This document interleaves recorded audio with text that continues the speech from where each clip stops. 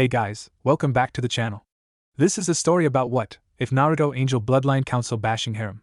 Before I start, please support for more amazing content, and do consider subscribing to my channel and share this video with your friends. This is written by Fury75 and link in description and support writer. Let's start the video. Chapter 1, Awakening. It was a cold and stormy day in Wave. Clouds had blotted out the sun and mist enveloped the land, but none more so than at the bridge. The bridge that was to give hope to the long oppressed people, the bridge that was currently the site of an intense battle, the likes of which Tazuna hoped never to see again. What made the battle infinitely more disturbing was not the fact that he could die any second. It was the fact that 12-year-old children were being used as soldiers. One stood in front of him. She had long bubblegum pink hair and fair skin. She wore a short cheapao dress that ended at her waist. Under that were tight green shorts. She stood next to him, shaking in fear and quoting things from the shinobi rulebook. There were two other children defending him as well. One had raven black hair and pale skin. He wore a short-sleeved blue, almost black, shirt with a fan on its back and white shorts. That child was currently battling yet another child who could have only been a little bit older than him. Ice sheets as tall as the man sent to kill him had sprung up around both young men as they battled it out. Throughout the battle he could hear gasps of pain from the raven-haired youth. As Tazuna watched the dome in morbid fascination, he noticed an orange blur move towards the dome. This blur could have only been one person, the third child hired to defend him. He was dressed quite differently than the other two, wearing a bright orange jumpsuit with a red swirl in the middle of his back. He had tan skin and sun-kissed hair. His eyes were the clearest blue he had ever seen, so clear that they made the sky seem dull in comparison. Yet that is not what attracted him to the child soldier. It was the pain hidden in those eyes. That child had known suffering that seemed to be on par or surpassing the pain Gato had inflicted upon Wave. Yet still he smiled and fought. Truly he was the ideal for a hero. Naruto landed on the bridge as Tazuna gazed at the dome, taking a quick second to survey the situation through squinted eyes. Noting the battle between his sensei and Mamachi Zabuza, a fight where he would be more a hindrance than an ally, his attention was quickly drawn to the dome of ice that seemed to have come from nowhere. Sensing that someone was in immediate danger, he charged forward. At first his back protested, something it had been doing all week. He had no idea what it was that caused him pain, yet he had not mentioned it. Mostly for the fact that he had felt worse pain. The villagers had seemed to try to make that so. The other reason was he was afraid that he would have been thrown into bed and told that his part in the mission was done. This was something his pride could not allow. So he had ignored it and the irritation in his eyes. He arrived in the dome just as the masked Oinin was about to deliver a punch with an fist clenching 3 sanban between fingers. The punch seemed to be aimed at Sasuke's eyes, something that would have destroyed him as a ninja. Moving as quickly as his protesting back would allow, Naruto deflected the punch and countered with one of his own to the hunter's midsection. Sasuke got off lucky considering instead of losing one, or both of his eyes, all he wound up with was a pierced right ear. One of the sanban had pierced the upper cartilage of his ear as the other two missed him completely. Sasuke grit his teeth as the Oinin let go of the 3 needles and was sent backwards by the force of the punch, leaving the 1 needle as his first earring. "Teen, what the hell you doing on your knees?" Naruto asked cockily. "Baka! What are you doing in here? If you had stayed outside the dome we might have had a chance." Sasuke growled as he instinctively going along with the verbal dance that had become habitual around Naruto. He was actually very glad for what the blonde had just done, since had he not, Sasuke might have very well lost his eyes, and without them he would never be able to kill his brother. "Yeah, then we'd be calling you Sekigan right now, wouldn't we?" Naruto quipped, bringing a small smile to Sasuke's face despite the situation. "So you are the third member of this team?" A cold, yet slightly familiar voice asked. Turning, both youths saw the Oinin in a mirror. They could only guess that he was looking at them in contempt, and as they could not see his eyes. What they did not know was that his face was grimaced in pain. The punch Naruto had given him had felt similar to that of a right unjutsu. Yet he knew this to be impossible. As Haku gazed at the two of them, he grew increasingly aware that the blonde was in some sort of discomfort, based of his constant squinting and the posturing of his shoulders. Must have overtrained. Haku mused before moving into the attacks. And so it went. Haku flew from mirror to mirror, throwing sanban needles at them with reckless abandon, covering the two of them as if they were pincushions. Naruto and Sasuke, however, were nowhere near idle while this was going on. The two did their best to dodge the needles. Sometimes they would attempt to counterattack, yet for the most part they were on the move, constantly dodging the needles. Yet no matter how many times they were hit, they never went down. Both showed exemplary skill in the regards of pure stubbornness. Haku realized that if they were to continue at the pace they were, he would run out of chakra long before they would. Quickly coming to the conclusion that he had to end the fight as soon as he could, he threw a small concentrated hail of sanban between the two of them. The barrage had the desired effect of driving the two apart, moving to another mirror, Haku threw yet another set of needles at Naruto. Naruto, having stumbled and felt the pain in his back worse than ever, was ill-prepared to move away from the incoming hail of Saban. Closing his eyes and throwing his arms in front of his face, Naruto prepared to feel the pain that the needles promised. Yet it never came. Glancing out from behind his eyes, he saw in front of him Sasuke. The dark-haired youth gave him a weak smile before collapsing to the ground. "Sasuke!" Naruto cried out as he fell to the ground. "Sasuke, get up and keep fighting. We're supposed to get out of this together." "Dobe, listen, I always thought hated you, don't die live dream." Sasuke rambled as the light left his onyx eyes. "Is this your first time losing a comrade?" The masked nin questioned from the mirror. Losing someone is never easy, especially the first time. Yet it is necessary so that we may harden our hearts and become the tools of our village. The cold voice spoke. As the voice spoke, Naruto felt energy pour through his body. Slowly he began to rise. "What was that?" the Oinin asked. Wind began to blow from nowhere and electricity began to spark around him. Said. The wind blew the mist from the bridge as it started to circle the rising genin, the electricity growing more violent. "Shut up!" A small tornado began to form at his feet and spin violently and rapidly. The electricity arced and danced in the torrent of wind. Everything in the dome was thrown around that wasn't in the eye of the twister. Sasuke's limp form was thrown clear from the dome, landing in a heap at Sakura's feet. Needles were sent flying in all directions, charged with the power of lightning. Haku watched in his mirror, fear gripping his heart. This was something he had seen once before. It had been different, but the core of it was still the same. The forces of nature would surround the youth in a protective cocoon, and when it was gone they would be changed. It was the signs of what was once the most prominent bloodline in all of Kirigaku no Sato, the Aramento Reikon of the Uzumaki. Zabuza had been in the middle of his fight with Kakashi when he felt it, while Haku had only ever seen one awakening, as they were called. He had seen 5. He had grown familiar with the sensation of the elements themselves going haywire in response to an Uzumaki awakening, their Kekkai Genkai. From what he could tell now, one of the brats had been an Uzumaki, probably the loud blonde. Cursing that he had yet again underestimated the Konoha nin, he jumped away from Kakashi. Of course it would be just their style to kidnap an Uzumaki. Their village is so bloodline crazy. I wonder how many bloodlines are actually from their village.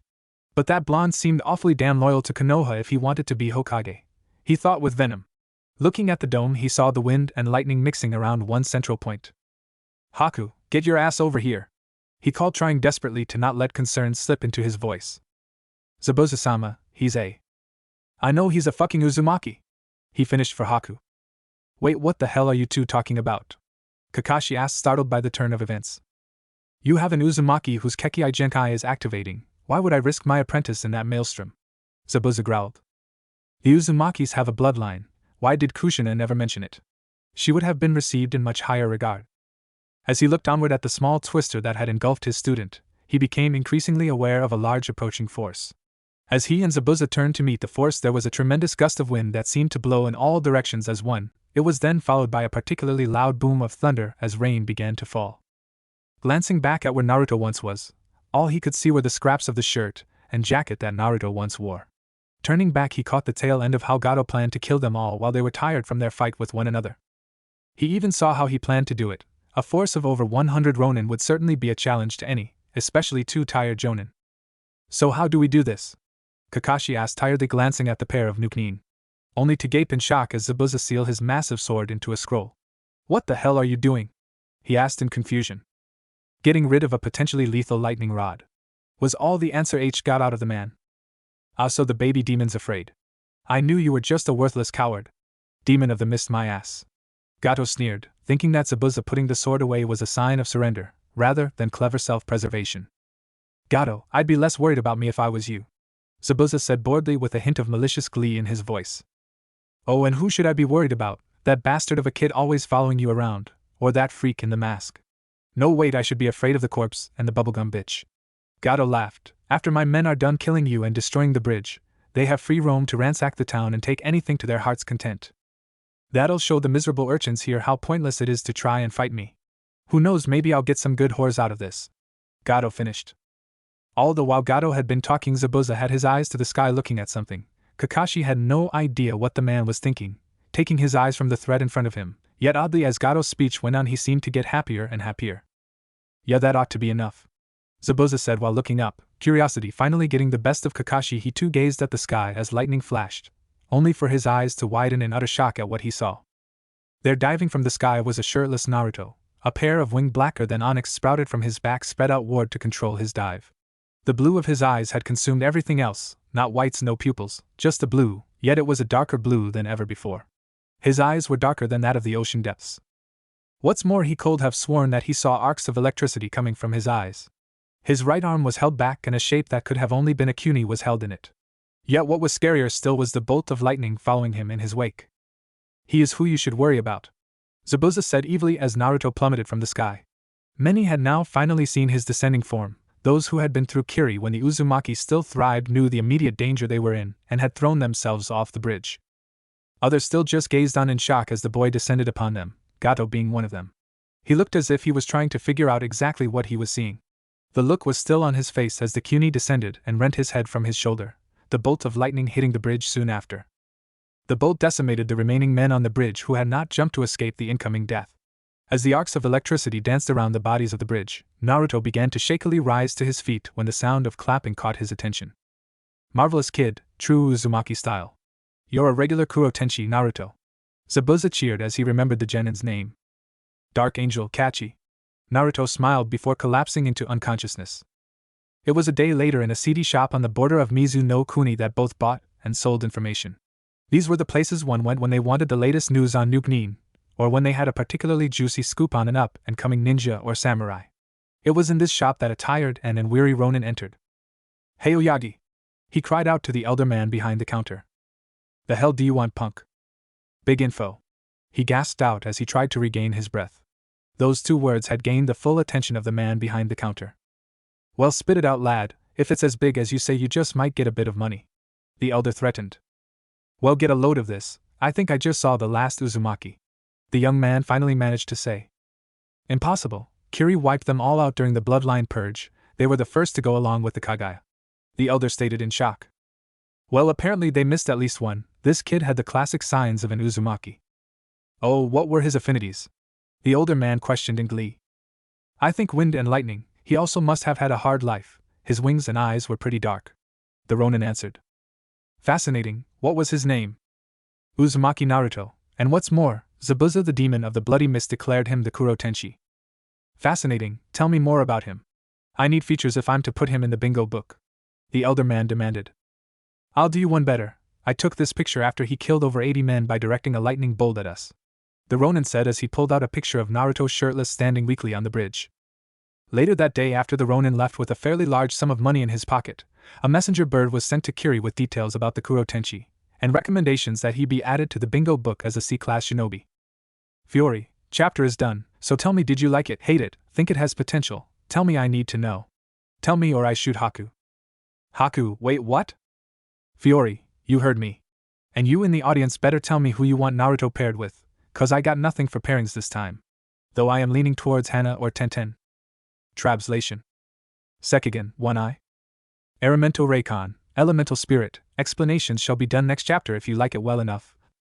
Chapter 2, Soul of the Uzumaki. It had been a full day since Gato's fall at the bridge. To the glee of everyone, especially Sakura, Sasuke had survived the needles, and he had woken shortly after the lightning struck the bridge. Zabuza had laughed when he got up, saying something about how Haku detested needless death. What had surprised the Konoha nin more was when he apologized to Tazuna. It would have been heartwarming had he not mentioned the only reason he was apologizing was that there was no money in killing him anymore.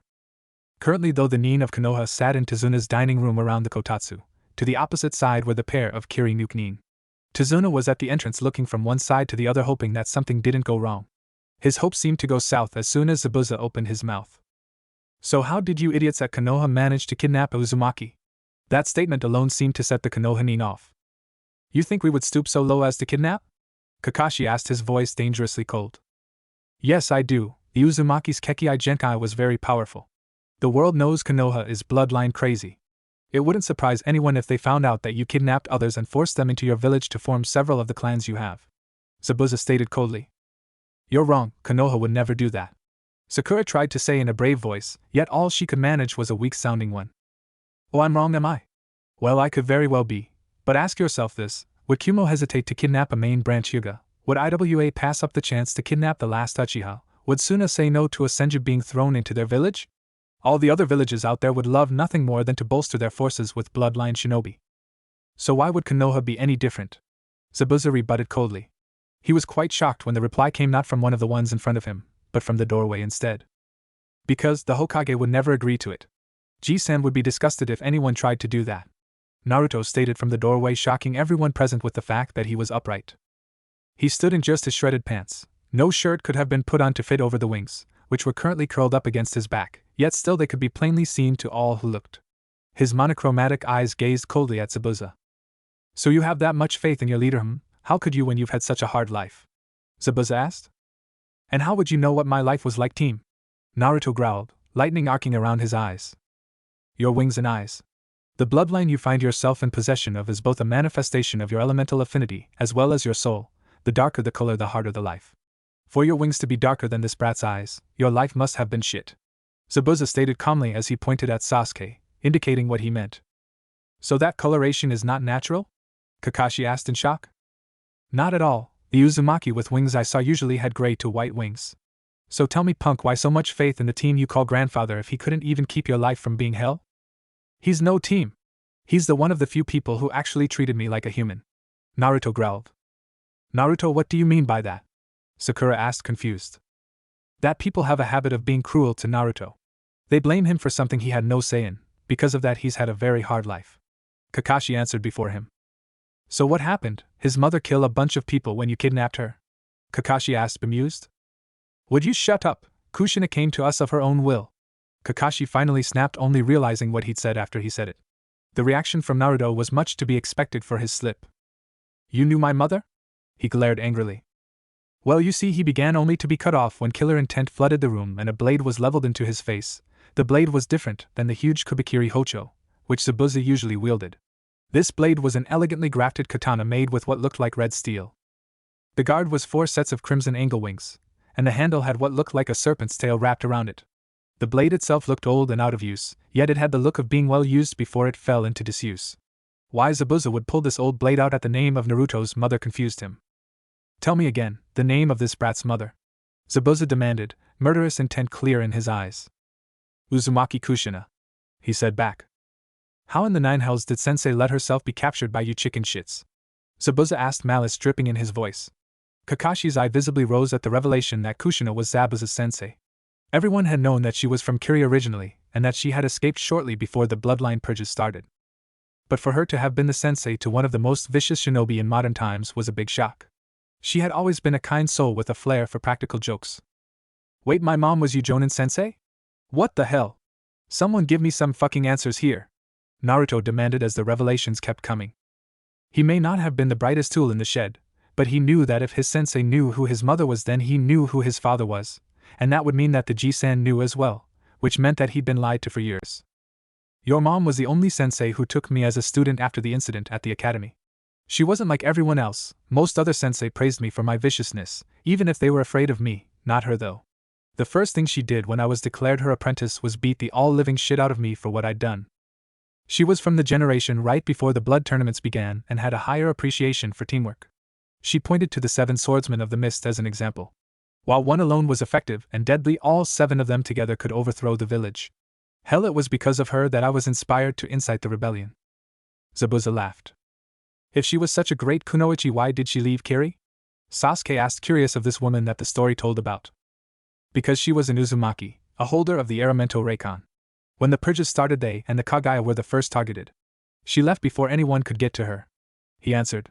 As Zabuza explained his past with Naruto's mother, he had slowly but surely lowered the crimson blade from Kakashi's throat, so now it was by his side instead. Kakashi, seeing this, realized that this would be the best time to explain how he knew Naruto's wayward mother.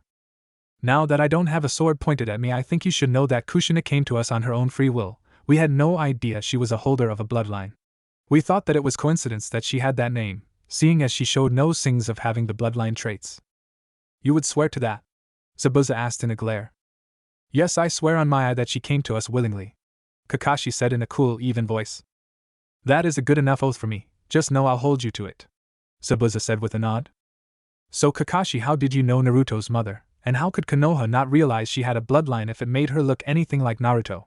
Sakura asked, her curiosity finally winning out over her fear of the demon of the mist. Yeah, I'd like to know that too, and why you and Ji-san never told me about her?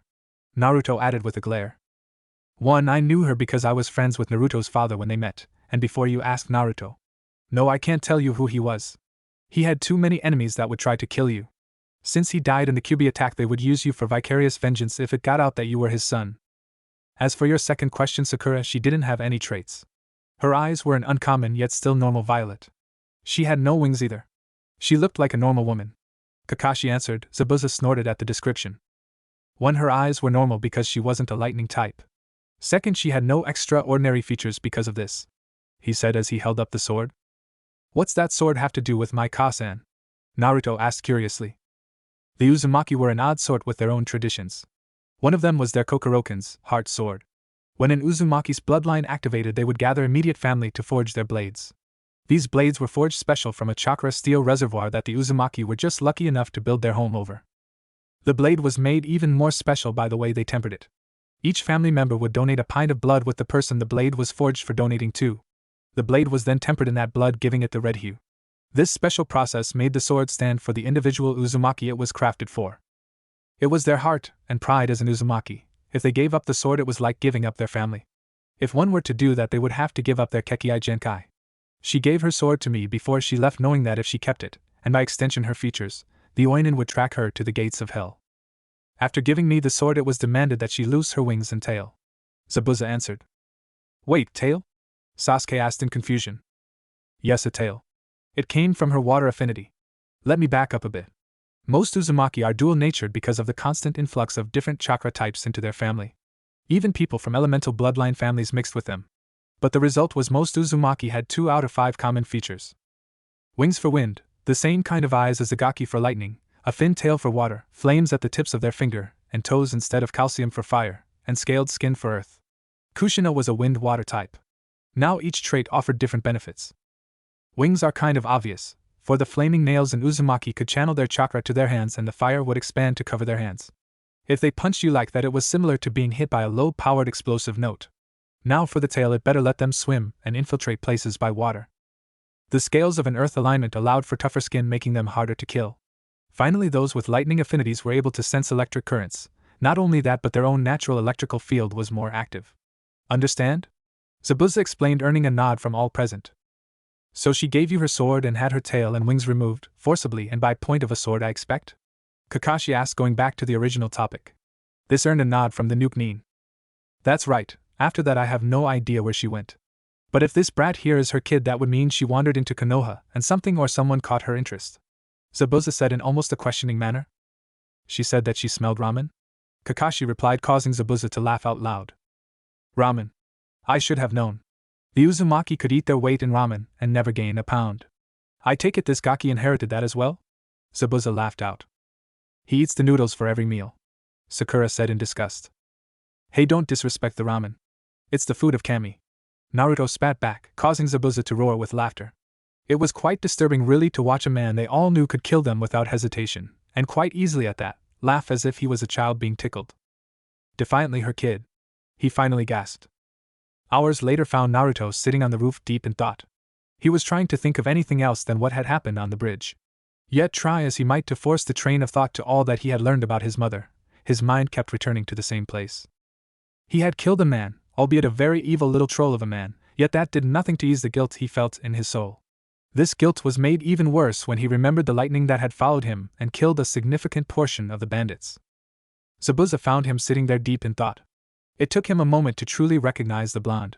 The loud, short little kid in a bright orange jumpsuit still burned in his head made it difficult to realize that the boy wearing a tight crimson shirt with no back and black pants was the same person. This young man in front of him was depressed and sinking deeper into it. Haku had been the same way after his first kill. Hey kid. Zabuza called out, feeling slightly awkward. While he was good at reading emotions of others, handling them was a different matter altogether. Oh hey Aniki, what do you want? Naruto asked, causing the skin where Zabuza's eyebrows should have been to rise. Aniki? Well, you were pretty close to Kasen, so that sort of makes you like a big brother, I guess. Naruto answered with a smile. You Uzumaki were always weird when it came to naming things. Zabuza muttered. Look kid, I can guess what you're thinking about. Truth is you killed the little fucker and a whole bunch of other people. They're gone and nothing you do will ever bring them back, so why bother crying about it? You're not good with the whole comforting people thing, are you? Naruto asked after a few moments of silence. Not one bit. All I can say was that Gato was scum and will not be missed. Though that's not saying much since I myself am considered scum and won't be missed when I pass. Your mom would go on and on about some such moral bullshit and try to make you feel better, but that's all I can give you," Zabuza replied. "It's better than nothing, I guess," Naruto replied as he went back to looking at the stars. Every now and then he would be distracted by something. "Having trouble blocking out the currents?" Zabuza asked. "Yeah, can't seem to find one thing that doesn't have one, except for rocks." Naruto smiled back. "Your uncle used to complain to no end about the currents." Zabuza smiled, recalling the man. "You knew more people than just my mom?" Naruto asked, his eyes widening. "I knew many Uzumaki, but your mom's immediate family I knew closest. Kushina took me under her wing and trained me the best she could. She did her damn best to save me from my own inner darkness. Uzumaki were crazy like that," Zabuza said as he sat down. "What do you mean by that?" Naruto asked, confused. "Your family had the annoying habit of always trying to find a person's inner light and lead them back onto the path. Hell, it was one of the reasons they didn't immediately incite a war when the blood sport exams started. They thought they could change the Mizukage," Zabuza explained. "Wow, were they any good at it?" Naruto asked with a smile. "Look at me and ask that question again," Zabuza growled. Naruto looked at the man. He looked as much as he could, trying to see something. He knew that his mother had seen something worth saving in this man, this supposed demon. What was it she had seen in such a man, he wondered. Quickly he began to go over all he knew about the man. He wanted to overthrow the current Kage of Kiri. Bad in most cases, but considering that he was a man who initiated the bloodline purges and forced academy students to kill one another, it wasn't that much of an evil. He wanted to kill them up until recently, but he had stopped because the money disappeared. Yet the clincher was that he had taken in Haku, someone just like him, a refuse of society. Someone unwanted and unloved. Even if the demon of a man denied it, he cared for Haku. "Yeah. Guess they were, after all you're nothing but a big softy Aniki," Naruto said with a smile. This of course resulted in him being punched upside the head. "Ow, what was that for?" "Goddamn Uzumaki and their stubborn habits," Zabuza said as he began to walk off, leaving Naruto alone sitting on the roof. Naruto was confused about what had just happened. He reviewed it all and saw no real reason why he should have been harmed. But then again, he never was the sharpest. It was a miracle it had taken so little time to come to his conclusion about Zabuza. As he continued contemplating what happened, he never noticed Zabuza pausing, as he was about to leave the roof. "Hey Gaki," Zabuza called as he turned around for one last thing. What do you want now?" Naruto asked. "Catch," the demon of the mist answered as he tossed the red blade that had belonged to Kushina towards Naruto. The blade traveled at a moderate pace towards Naruto. Fast enough to make catching it properly difficult, but not fast enough to make it impossible. It was a test mostly by Zabuza to see if he truly could wield Kushina's blade. Naruto caught the sheathed blade deftly right before the guard before twirling it upwards and holding the blade like it was meant to be. For reasons he could not explain, the sword felt right in his hands, as if it were his. "Take care of that kid. It's one of the last things in this world of Kushina-sensei's. But seeing as you're probably the last Uzumaki in the world, and her kid to boot, I think that blade would be best wielded in your hands," Zabuza said as he saw the young man grip the sword properly. If the kid could get some actual training in, he could probably learn how to use that blade with deadly precision. "Arigato Aniki," Naruto yelled happily while he contemplated how he could learn to use the thing.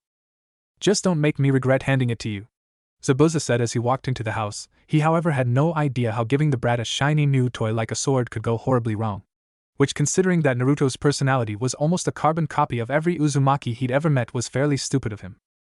The next morning, as the Konoha were preparing to head to the bridge to help repair the damage their fight had wrought on it, Kakashi noticed the absence of a certain blue-eyed blonde. He glanced in the room he had been sharing with the other genin. He was startled to see no signs of the blonde being in that night. "Has anyone seen Naruto this morning?" Kakashi asked, dreading the answer. "No, I don't think I saw him go to bed last night," Sakura answered as she thought back to last night.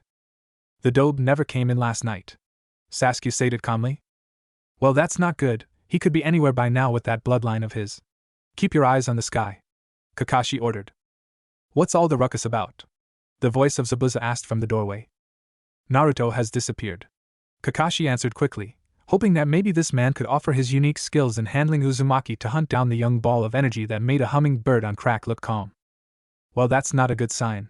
You should keep better track of your runts," the other man said condescendingly. "Look, I don't have time for this. Have you seen him or not?" Kakashi growled. "Last time I saw him was sometime last night when I gave him Sensei's sword," Zabuza answered. "You gave him a sword?" Kakashi asked suddenly. Yes, why? It is his by right. Zabuza rebutted. That may be true, but you gave him a sword. You gave a learn-it-yourself idiot like Naruto a sharp implement of death. Kakashi said back, worry creeping into his voice. So, it's not like he's going to stab himself or cut his own head off, Zabuza said. Did you at all remember that he knows the Kage Bunshin Jutsu? Kakashi asked desperately. The news suddenly hit Zabuza like a ton of bricks. His thought process shut everything down except how an idiot with a sword and Kage Bunshins could kill himself. It went from bad to worse when he remembered the kind of ridiculous training Kushina used to put herself through. Honestly, who practiced sword katas upside down over a pit filled with rabid howler monkeys, the only known monkeys that actually fling excrement, while blindfolded with weights on their entire body? Any Uzumaki that you suggested the idea to, that's who. Well then maybe we should be talking less and searching more, he said as he took off into the forest to look for the idiotic blonde. Despite the combined efforts of both Kakashi's summons, the Kirinin's tracking skills, and the combined efforts of the entire village and the genin, not a single person could find hide nor feather of the missing genin. It was sunset when the search was called off and the two shinobi teams had retired to the home of Tazuna. Kakashi was stressed so much that his hair color started to make more sense to those present at the disappearance of the blonde. Sakura looked worried at her teammate's disappearance. Haku, Sasuke, and Zabuza were doing their best to show no emotion about the disappearance. How the hell is it this hard to find a loud-mouthed blonde with a 24-foot wingspan? Sakura finally snapped. Well, Naruto has always been good at not being found when he didn't want to be. He was once even his own D-rank mission to find him. Kakashi answered in an attempt to be calm. Wow, he had his own capture mission. Wish we could do that instead of try for Tora. It'd probably be 10 times easier, Sakura said while imagining herself easily capturing the young blonde and Sasuke praising her for her skill. Actually, after he entered the academy and started to learn how to make traps, the mission was eventually upgraded to low B rank, Kakashi said, crushing the fantasy in an instant. Catching the dobe was a B rank mission. That seems highly unlikely, Sasuke said impassively.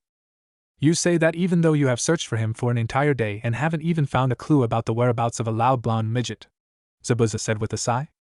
Well, what do you suggest I do to try and find him then? Sasuke asked, annoyed.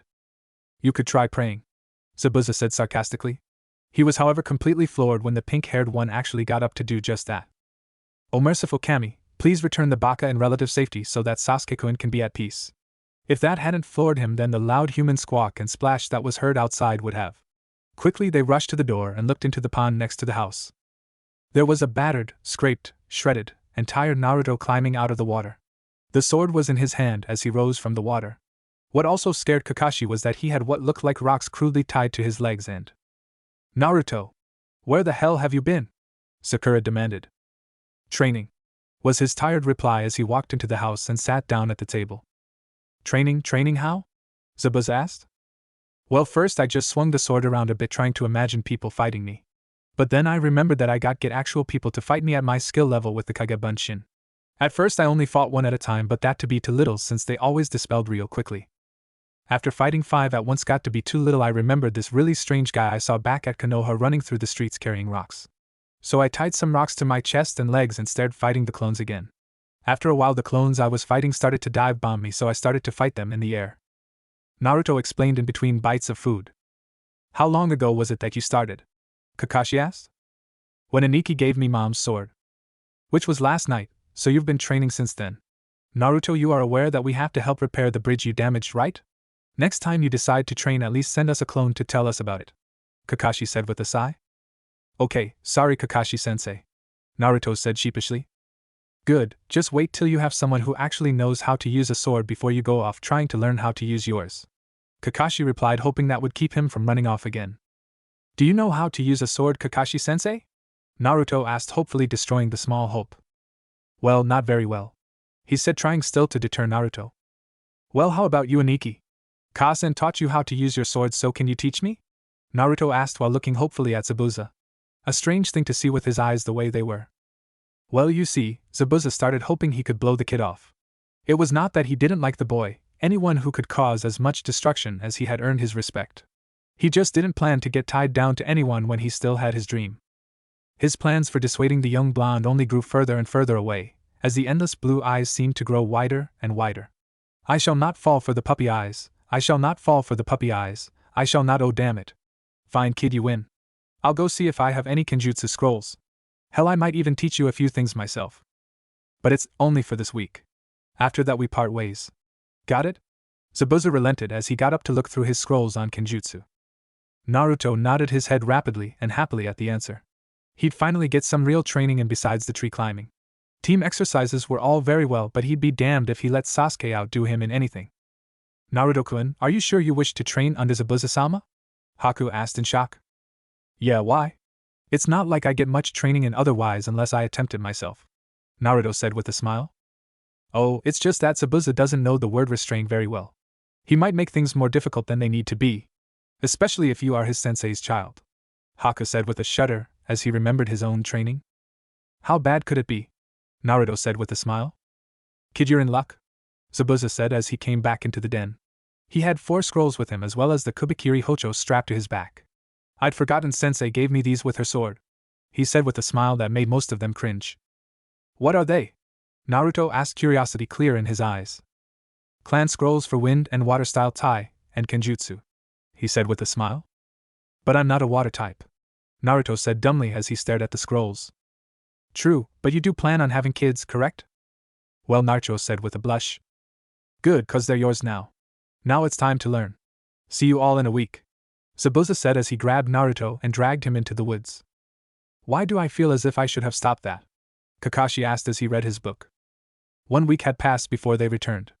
Zabuza looked the same except for a grin plastered on his face. Naruto still had on the crimson shirt with no back as well as the pair of black pants that Kakashi had shortened for him. Yet, he had also added a pair of sleeves to the outfit. They were the kind that samurai wore under their armor, just a pair of sleeves that attached themselves to him by strings in the back. They were black with orange tiger stripes. What disturbed Kakashi even more was the addition of face wraps hiding his lower face. He just hoped the blonde didn't take too much after the man after just a week. Kakashi, you are an idiot, was the first thing he heard from Zabuza upon their return. Huh? He asked in confusion. This kid tells me that all you focus on is teamwork. Now, while I admit that I like the idea, you are spending next to no time on working on their actual skills and fixing their bad habits. This kid here had no taijutsu to speak of, even though with proper training he turned out to be a natural prodigy in both that and Kenjutsu. Not only that, he's a hard worker who won't stop until you knock him out, Zabuza explained. The Dobe's a prodigy? Sakura asked in shock. HN. Took to it like a hawk to the sky. But he still needs a hell of a lot of work to get over his bad habits. Not to mention get to the level of skill needed to make Hokage. Ah, Nikki, don't say that. Naruto pouted. You're still a loudmouthed, soft-hearted idiot, Zabuza said back. Now back to you being an idiot, he said pointing at Kakashi. Not only do you have to fix his aforementioned problems, you have that kid, he said while turning to Sasuke, who while skilled is an egotistical emo with an Avenger complex, he said to Sasuke's chagrin. Hey, don't insult Sasuke like that, Sakura said angrily. And she's the worst among your 3. No skills outside of academy basics.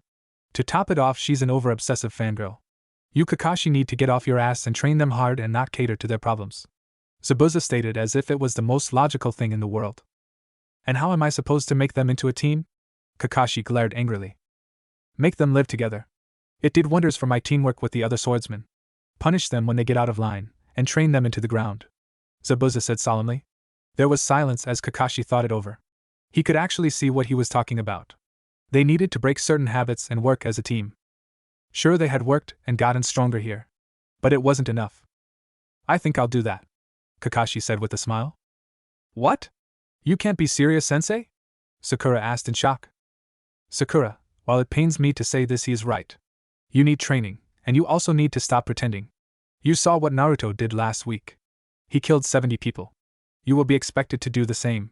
Sometimes it won't always be so cut and dry as their life or yours. Sometimes you take the lives in cold blood. That is our lives as shinobi, he said coldly. Zabuza, thank you for your services in looking after one of my students. I shall take what you've said to heart and begin training my students to the fullest of their potential so that future problems may be averted, Kakashi said seriously. No need to thank me. I only told you this so that the Gaki doesn't get killed. If he did, I'd hunt you down and kill you over the course of a week for failing my sensei's child, Zabuza said coldly. Understood, Team 7 move out, we're headed home. Yugura was furious. He had tried desperately to destroy the taint that were the bloodlines. They were unnatural abominations, demons worse than he was, yet somehow one had been able to escape. As the Mizukage, it was his duty to protect his people from these abominations, and still one had been allowed to breed, making more of its kind. He stared at the picture of the Kuro Tenchi. It had been little more than a week since he had added the boy to his bingo book as a C-ranked shinobi. The last Uzumaki's picture stared back, as if it was mocking him. Glancing down, he saw the information and grew even more furious. Zabuza named the boy.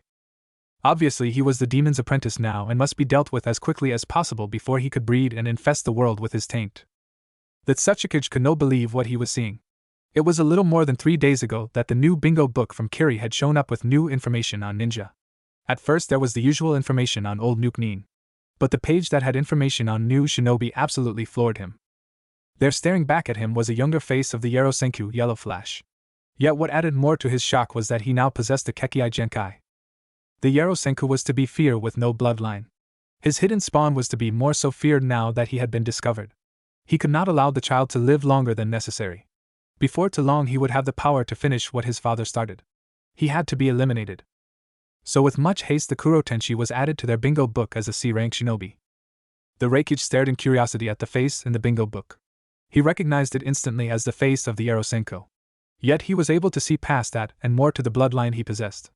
Like many others from the older generations, he had seen what an Uzumaki was capable of. Their heightened affinities were able to turn many battles against their foes. He also knew the secret of the coloration. For the boy to have wings darker than the Hachibi's ink, he was surely mistreated as a child. This was something he knew he could exploit. For the child to be one of the last of his kind and mistreated as badly as he was, it would be a simple matter to convince him to defect. And what better time than to do so during the upcoming Chunin exams in Konoha? Even if he didn't participate, they could try to coerce him into joining much easier than if they had to fight him. Send me Team 12. Orochimaru was shocked when he saw the old face of his rival for Hokage listed as a C-rank shinobi. Of course, after looking at the face, he could notice the discrepancies in the picture. Whisker marks and Hyuga-like eyes were a dead giveaway that it wasn't truly him. As he read more and more about this shinobi, however, he grew more and more curious. The boy obviously was the Kyuubi brat that he had fought with Danzo over years ago. Yet according to records his family had no bloodline. Perhaps it is the fabled Aramento Reikon that Kimimaro talked of. It was supposedly one of the most powerful bloodlines in Kiri before the purges. If he had survived from the Kagai clan, then perhaps one of the Uzumaki had truly survived and passed along their bloodline. In eager anticipation he went to present the picture to Kimimaro for confirmation. Sarutobi Hiruzen was having a good day. While he was a bit worried about Team 7 being overdue, he passed it off as Naruto wanting to see more of the outside world. Currently he was taking a break from the dreaded paperwork that all Kage had to deal with. He was instead simply enjoying a little orange book that looked surprisingly similar to one read by a chronically late jonin. As he was reading, he did not expect Ebisu to burst through the door screaming. "Hokage-sama, have you seen the latest entry in Kiri's bingo book?" "What? No, why?" he said hastily as he hid the book under his desk. Ebisu wasted no time with words. Instead he pulled out his copy of the newest bingo book and opened it to a marked page and showed it to him. What he saw was shocking enough that it nearly gave him a heart attack. There in just his tattered orange pants was Konoha's #1 most surprising shinobi. This, however, took the cake on all his little surprises. He has a Kekkai Genkai? This is most unprecedented, Sarutobi said as he gazed at the information. Last wielder of the Aramento Reikon. This confirms it, Kushina really was from that clan. He silently thought as he looked at the photo. Do you think that the fox has something to do with this? Ebisu asked timidly. No. You and every other damned fool in this village has nothing to worry about. If I've told you once, I've told you 1,000 times. The seal is full proof unless he willingly draws from it, Sarutobi replied in anger. But is it not obvious? His mother obviously possessed the bloodline and simply hid it from us. Perhaps she did not want to be used to recreate her clan here, but the point of the matter is Naruto now possesses one of the rarest Kekkai Genkai there is. Not only that, but his face will be seen in every major village there is. Sarutobi said to himself more than Ebisu. Why is that bad? You and every other villager here truly are blind, aren't you? He asked in a sigh. What do you? Just leave, Ebisu. Leave me to my growing headache, the Hokage ordered as he rubbed the bridge of his nose. Minato, what would you do in my position? Your son is most likely going to be forced into the clan restoration act just like Sasuke. What would you do? Sarutobi thought as he prepared for the inevitable council meeting that would occur because of the revelation. Fiori, huzzah, I live still to give you all the last announcements. So far the pairing wars go as such. Inuzuka Hana 4. Midarashi Enko 2. 10-10-1. Fiori, these numbers will be taken into account when the final tally is made in Chapter 4. So till then, vote on the homepage and see who he winds up with. Also review or I shoot Haku again. Haku, please review, says in pain. Chapter 3, Konoha's New Bloodline. The return trip from Nami to Konoha was much faster than the trip there. Since before the children had no grasp at the tree climbing and had to protect a civilian. Now, however, they were able to move at high speeds to return to the village. Yet for one the speed was still not enough. You guys are slow, Naruto said as he landed. He, instead of jumping from treetop to treetop, had been getting his wings used to long-distance travel. It was quickly apparent that he was much faster in the air than they were in the trees. Well, Naruto, we don't have wings. So what do you expect? Kakashi said as he read his book. Well, isn't it possible for me to carry one of them and you carry the other? We'll get there faster, and it'll be good weight training. Naruto smiled through his wraps. Naruto, why do you want to train with weights? Kakashi asked, his eyebrow rising. Well, Aniki said that weight training makes you a more effective shinobi. You can hit harder and run faster. Plus, they even offer protection while you wear them. If someone hits the arm with the weight in it, it hurts. Naruto explained enthusiastically. Kakashi nodded at the reasoning. He remembered that every time he blocked guys' kicks at the ankle that the weights added an extra oomph to the kick. Naruto, as sound as your reasoning is, I don't think Sasuke and Sakura would take kindly to being carried, Kakashi said while Sakura nodded. Yeah, you baka. Sasuke doesn't need anyone to carry him, he can get there all on his own, she said, praising her crush. Yeah, but he's so slow, Naruto complained again. The trip consisted mostly of these kinds of interactions. Naruto would fly through the air heading for home, notice he'd outpace them, turn back and complain about them being slow. It was highly amusing to Kakashi since he remembered Kushina doing similar things. It was scary to see his sensei's face with Kushina's personality. After a day's worth of travel, they had finally arrived within view of the gates to Konoha. The three genin stared nostalgically at the gate. While they had only been gone for a month, it felt like a lifetime to them. So much had changed for them that they could not truly call themselves children anymore. Naruto felt the most changed of them all. Yet he also felt a fair deal of anger. Kakashi had known who his mother was. For years he had asked the Hokage if he knew who his parents were. Every time he had been told that he did not. Yet Kakashi knew. From what he could infer, his father was some sort ninja who had died during the Kyuubi attack. He knew that part of the job of the Hokage was to know who his forces were. What was worse was the old man took great pleasure in knowing who everyone was. He must have known who his father was, and thus who his mother was. Naruto broke away from the rest and made haste towards the open gates with renewed vigor as he contemplated this. He was, however, completely shocked when the two Chunin on duty barred his path. State your business in Konoha, one of the Chunin said as he gazed harshly at Naruto, not even looking at his headband. Naruto looked back at him and blinked dumbly. What are you talking about? Naruto asked, confused at the actions. All foreign shinobi are to have passports and proof of their business at the gates of any hidden village they are to enter, one of them said tensely as if expecting an attack of some sort. But he's one of our shinobi, Sakura said in confusion. Well, I've never seen him before, and I think I'd remember someone with wings, one of the guards said. But it's me, Naruto, how could you not recognize me? Naruto whined. Both guards looked at him in shock. They too were shocked at his appearance. As with Zabuza, a loud little midget in a neon-orange jumpsuit was the default image when one thought of Naruto. This young man before them was not in an orange jumpsuit, and besides the fact that he had a bloodline, he was also taller than Naruto. Unknown to the members of Team 7 who had been with him every day of the slow process of him growing, and thus did not notice the growth. Naruto had grown by at least an inch. Part of it was due to Zabuza ordering him to eat more than just ramen. The other was his increased regiment of training. This is Naruto? They said in union. Do I look that different? Naruto asked in confusion. Both men nodded in shock before looking at Kakashi. Is it really him? Kakashi only nodded in confirmation. I think you should. Go see the Hokage, we know and plan on it, Naruto said as he marched past them and towards the tower. All along the way he ignored the curious glances towards him. His mind was focused on just one thing. The old man had 1 ton of explaining to do. He was so caught up with it that he almost forgot the members of his team following in his wake. The Hokage sat behind his desk completely unaware of Team 7's return. His mind was elsewhere instead. While it had not occurred yet, he knew that some member of the council would get wind of Naruto's Kekkai Genkai. When that happened, he would willingly take on a mountain of paperwork rather than hear the civilians whine about how the demon granted him his powers. Then there were the members of the council that would want to breed him, Danzo and his teammates being at the very front of those clamoring for it. He wished that Naruto never gained his Kekkai Genkai.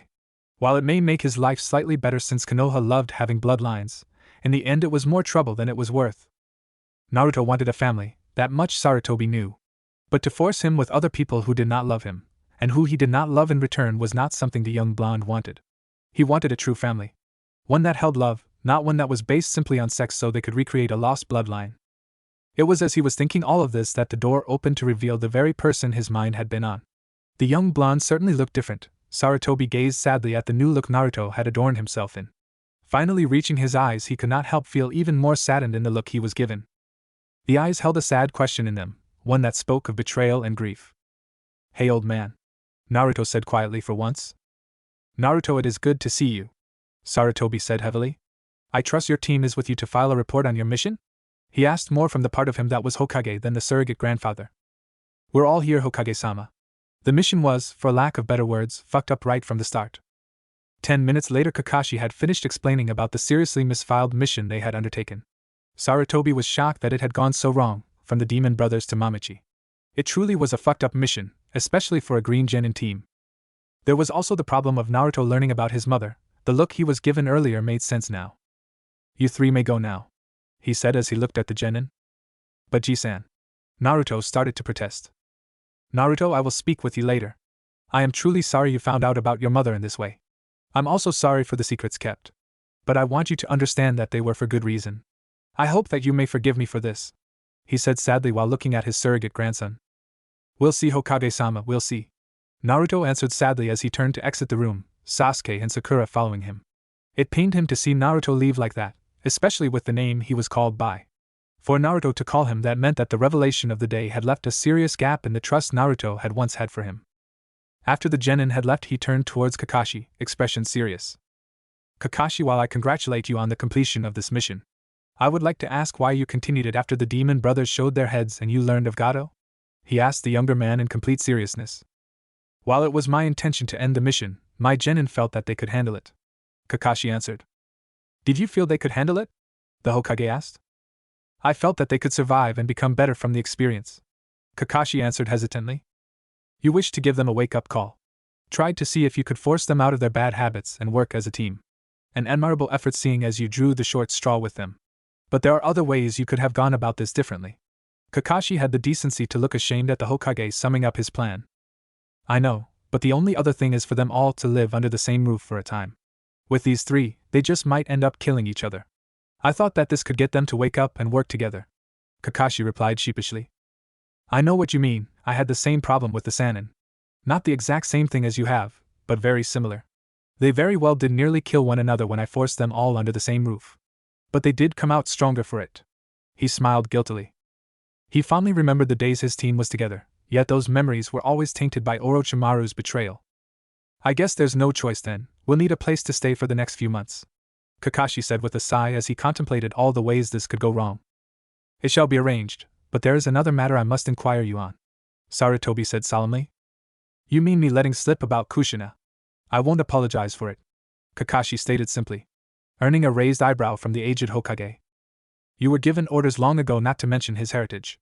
Now that you have disobeyed that order, and you are not even willing to apologize for it, you must have a very good reason," Sarutobi said darkly. "You know as well as I do that we should never have kept his parents' secret. His father I can understand.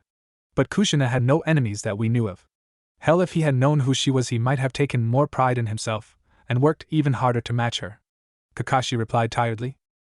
"But she did have enemies. You just stated that Kiri was responsible for destroying his clan. You yourself have dealt with the few refugees that come through Konoha. Even those who left to escape the bloodshed still wish for the death of those with Kekkai Genkai.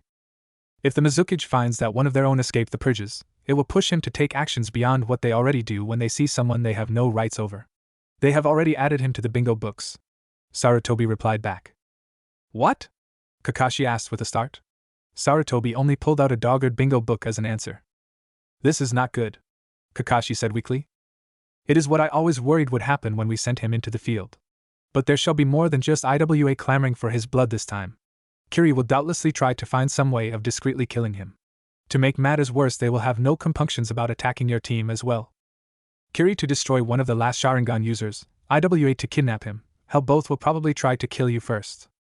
Guess then that I have no time to waste. I really will have to come down hard on them and train them the way Kushina tried to train us that one time Minato couldn't," Kakashi said calmly. Isn't that being a tad bit extreme? Sarutobi asked in shock, remembering very well how Kushina liked to train and what became of it. No choice, but I'll make sure to water it down just enough so they'll stay sane. Kakashi smiled.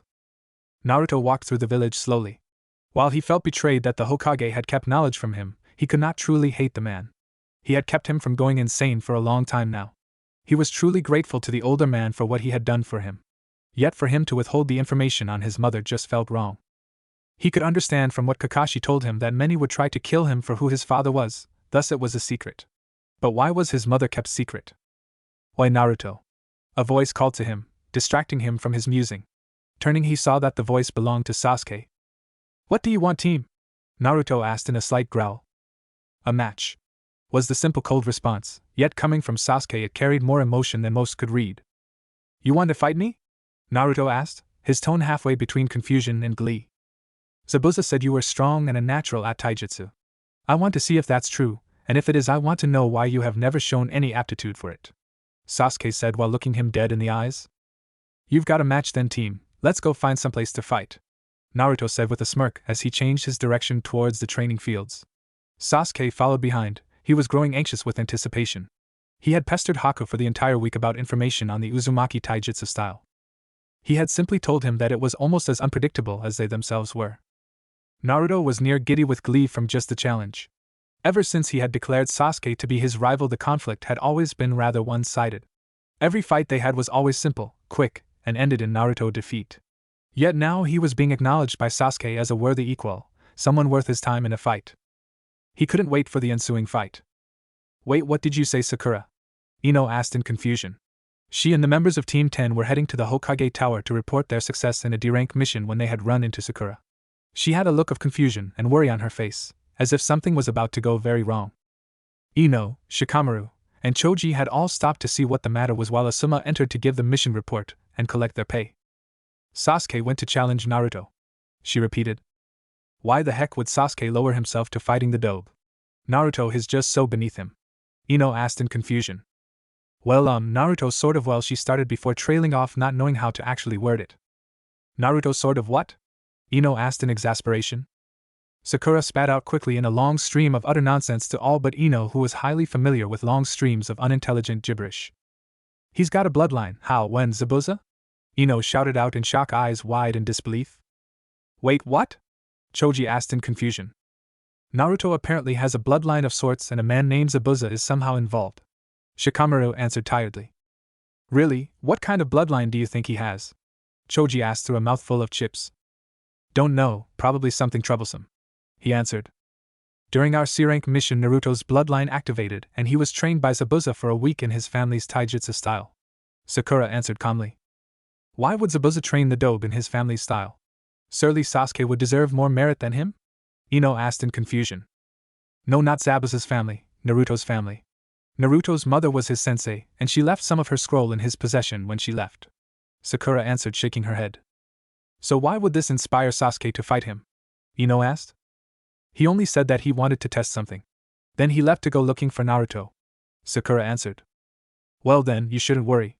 A week of training can't be enough to actually make Naruto any better. He was the dead last in the academy, Ino said with confidence. I know, but Zabuza said Naruto was a prodigy. Right, then why were his grades so bad? Ino shot back. I don't know, but something about this fight has me worried, Sakura answered. Ino stood there contemplating the information that she had just been told. While she and Sakura may be rivals, she would not deny that she still felt some trickle of friendship for the girl. So for something to worry her, she could not help but want to put her at ease. Well, there's nothing for it then, we'll just have to go watch the fight with you, Ino stated matter-of-factly. Wait, we? Shikamaru questioned suddenly. Yes, we. Don't you want to help put Sakura's fears to rest? Ino asked him angrily. No. Well then, how about seeing what this bloodline Naruto is supposed to have is? Ino said with air quotes around bloodline. In truth, she didn't think it possible for it to be real. If it were, he would have been better at stuff. It'd be too troublesome, he said lazily. Look, lazy ass, we're going and that's that, she ordered firmly before marching towards him and grabbing him before turning towards Sakura. Well, what are you waiting for? You probably know where they'll be better than we do. Oh, right, Sakura said sheepishly before turning and heading towards Training Field 7. Ino, Choji, and the lethargic Shikamaru right behind her. Troublesome woman, Shikamaru muttered as he was dragged along for the ride. Naruto and Sasuke arrived at training field scene shortly after they had run into one another. Both were by this point eagerly anticipating the coming fight. One to prove that he was stronger than the other. The other only wished to prove that they were equals. Sasuke, while he would never openly admit it, was angered when Zabuza chose to train Naruto. While he knew that it was a matter of respect and honor to one long since dead, the matter was that he had been overlooked for the dobe. Naruto, however, felt that this was finally the time where he could prove to Sasuke that he was truly worth to be his rival. What was more, if he could win or draw in this fight, it would prove that he was not the dead last. So how do you want to start this? Sasuke asked as he slipped in his second way of the intercepting fist. I don't know, why don't you start things off?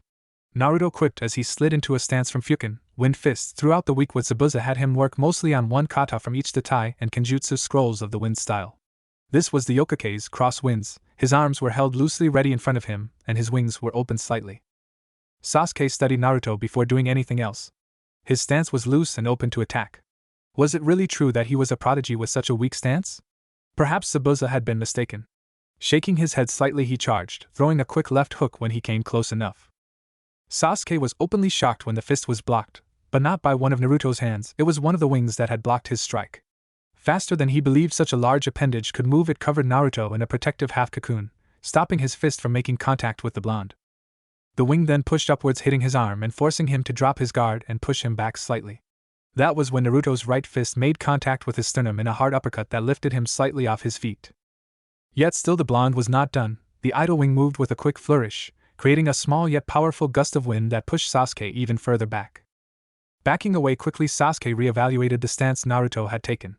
Now that he looked at it more closely, he saw a small inkling of the stance's purpose.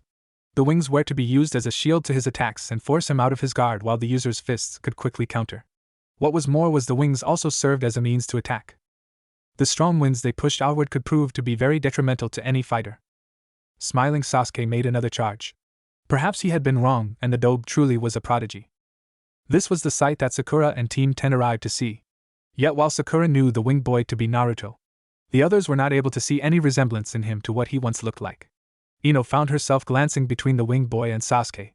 Finally she voiced what was on her mind, as well as that of her teammates. Who the hell is the kid with wings? I thought Sasuke was fighting Naruto. She questioned as the two combatants danced around one another. Ino, that is Naruto. His bloodline gave him those wings. Sakura answered. What? She hissed in confusion as she looked back. She was not the only one confused by this information. Shikamaru, for all his lethargy, could not help but grow curious over the sudden transformation of the previously orange-wearing blonde. While he would admit that he looked far more like a shinobi without it, it was odd seeing him in something that didn't scream, "Here I am," though the wings did make up for that. Naruto batted Sasuke aside once again with his wing before lashing out with a punch. The other boy moved quickly to dodge the fist, only to have to dodge a quick strike from one of Naruto's wings. Sasuke stumbled back after dodging. Naruto, not wasting any time, quickly pressed his advantage. Lashing out with multiple punches and the occasional wing strike kept Sasuke on his guard. Quite suddenly, Sasuke's fist made contact with Naruto's cheek, sending him reeling backwards. Looking back, Naruto could see that Sasuke's eyes were red with a single tome in each eye. Naruto backed away from Sasuke as the ebony-haired youth began a barrage of fists and feet, trying to bat aside Naruto's protective wing. Quickly, Naruto jumped away with aid from a powerful pump of his wings. Another pump and he was 10 feet above Sasuke. So you've got the Sharingan too now. Well, this'll make for an even better fight, Naruto said, laughter clear in his voice. Yeah, guess it will, Sasuke said as he started to go through hand seals. Katan, Gokakyu no Jutsu. Fire release, Great Fireball. The giant ball of fire rushed through the air towards Naruto. He barely had time to drop from the sky. He skimmed the edge of the fire as he dropped towards Sasuke. Naruto saw him standing ready for him as he dove in for an attack. Throwing a quick left hook followed by a right straight at the Uchiha, Naruto noted that with the Sharingan, Sasuke now had a distinct advantage when it came to predicting fists. He wondered if he could do the same for his wings. Quickly, Naruto's left wingtip lashed out like a hook, hitting Sasuke in the temple with an audible thunk. So you can use your wing for more than just flapping about, Sasuke smiled as he backed away. Well, duh, Naruto said as he cocooned both wings in front of him to hide the hand seals he ran through. Sasuke was confused as he watched the boy. He wondered what could have made it necessary to cocoon himself in his wings. It wasn't until he noticed the chakra the blonde was molding that he realized, but by then it was already too late. Futon de Tapa, Naruto called, With a flap of his wings, a huge gust of wind picked up, tossing Sasuke into a tree as if he was a rag doll. He had to admit, that was ingeniously clever, using his wings to hide that jutsu. If it weren't for the fact that he could see the chakra being molded, he would have thought Naruto to be going on the defensive. He wondered idly where he had learned the jutsu, but quickly wrote it off as something that Zabuza probably taught him. He charged after Naruto again, lashing out with a left roundhouse kick, before following it with a mid-air side kick. Naruto managed to get his left wing in position to block the first kick, but the second one hit him square in the exposed right shoulder. Staggering back, he could barely bring both wings to position to stop the onslaught that Sasuke set at him, trying to press the advantage. Naruto, seeing the precarious position, he was informed a familiar cross seal. Kage Bunshin no Jutsu, he called out as a sea of smoke filled the training field. 50 Narutos looked at Sasuke with their dark eyes before wordlessly charging. As the boys battled it out in the training fields, the Hokage had his own battle to fight. Not even 2 minutes after Kakashi left, Danzo had stormed into his office flanked by his old teammates. They had announced that his presence was required at a council meeting immediately. Upon arriving, he quickly learned the reason for the meeting. Word had finally gotten out about Naruto's Kekkai Genkai, and the council was having a conniption fit about it. Several were in the opinion that it was the Kyuubi's influence that had granted the blonde with his bloodline. Others simply did not care how he got it, only that for once he was actually useful. Several members of the civilian council were actually petitioning their children to be wed to him. Finally, Sarutobi had enough of the mindless chatter. Enough. I will not have this council bickering about this matter like uneducated academy students. This matter shall be handled calmly or not at all, he ordered while releasing the barest minimum of ki. Very well, Hokage Dano. The council is called because of the matter of one Uzumaki Naruto. I speak for all when I ask, why did you keep it a secret that he had a bloodline? Yamenka Inoichi asked calmly. I did not keep it secret, for I cannot lie about matters I have no knowledge in, Sarutobi answered. So you had no notion that the boy was carrying one? I find it frightening how lax you are with records, Danzo said with just a hint of loathing. It is no fault of mine, either his father nor his mother were recorded to have one, Sarutobi answered sharply. You see, it has to be the Kyuubi. He has granted the boy this power so that he may better slit our throats when the time comes, raved a frantic merchant. You would doubt the Yondaime Hokage's seal work. The Kyuubi has no influence over the boy unless he willingly draws from it. This Kekkai Genkai is completely natural, Sarutobi growled back. But how can you be sure? You yourself told us that neither parent had a Kekkai Genkai, Nara Shikaka asked lazily.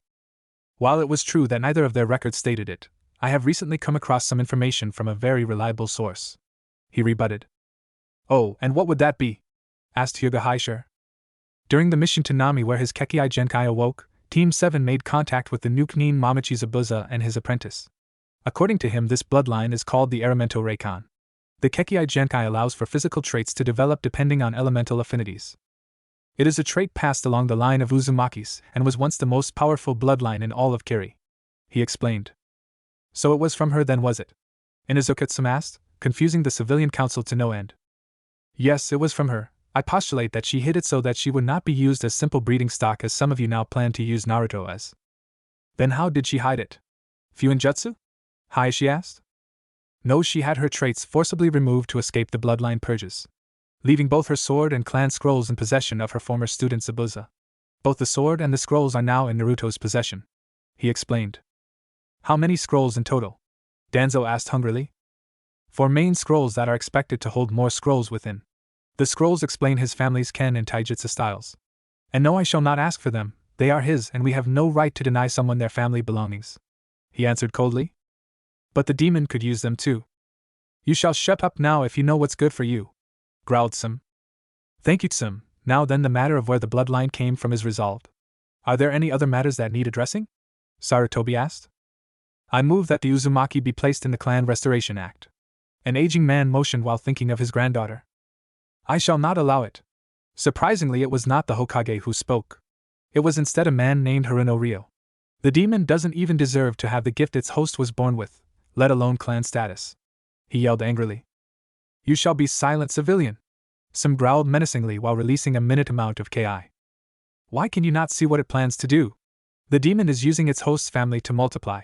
If we allow it to breed, we'll be overrun by demon spawn in a matter of months, he cried desperately, while images flashed through his head. The fox bearing down on the village, his wife committing suicide to escape the force of its killer intent, his brother's mangled body being brought in from the field, and worst of all, the agonizing minute when his daughter had stopped breathing. If not for Konoha's talented medics, she would have died. He could not let the fox take even more from him. I said, "Be silent."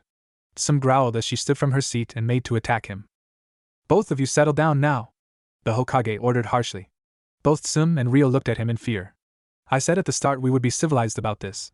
If you cannot abide by this rule, then you shall be removed from this room," he continued. "But the Haruno, I understand your fears, but as I have told you before, Uzumaki Naruto is not the demon. If he were, he would have destroyed this city long ago," he said, cutting the man off. "The demon is just lulling us into a false sense of security," Ryo argued desperately, fear completely clear for all to see in his eyes. "Oh, and why would it do that? If that was the way the demon operated, then surely it would have been more subtle when it tried to attack our village. The Kyuubi revels in destruction and chaos, it desires for battle. Previous attacks on other villages have shown us this.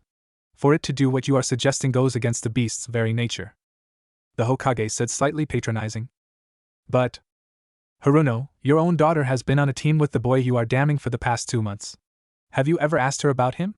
If you had, she would not describe a vicious monster. She would paint him as an annoying young man with an abundance of energy," he said again, trying to calm the man enough so that matters could be addressed. Though at a moment like this he was actually happy for some of the villagers' hatred. It could just mean that Naruto wouldn't be used as breeding stock if the council tried to overrule his decision. "Now I believe we had a matter to discuss. One of you moved to try and place Naruto in the Clan Restoration Act. I'm inclined to agree with Haruno, however. I do not want the boy used just to bolster our forces," he said as he returned to the topic at hand.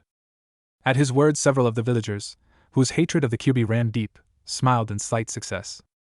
"I find your decision to be a foolish one. The boy is a shinobi, and as such nothing more than a tool now. If we could make more tools like him, there can be no harm," Danzo argued.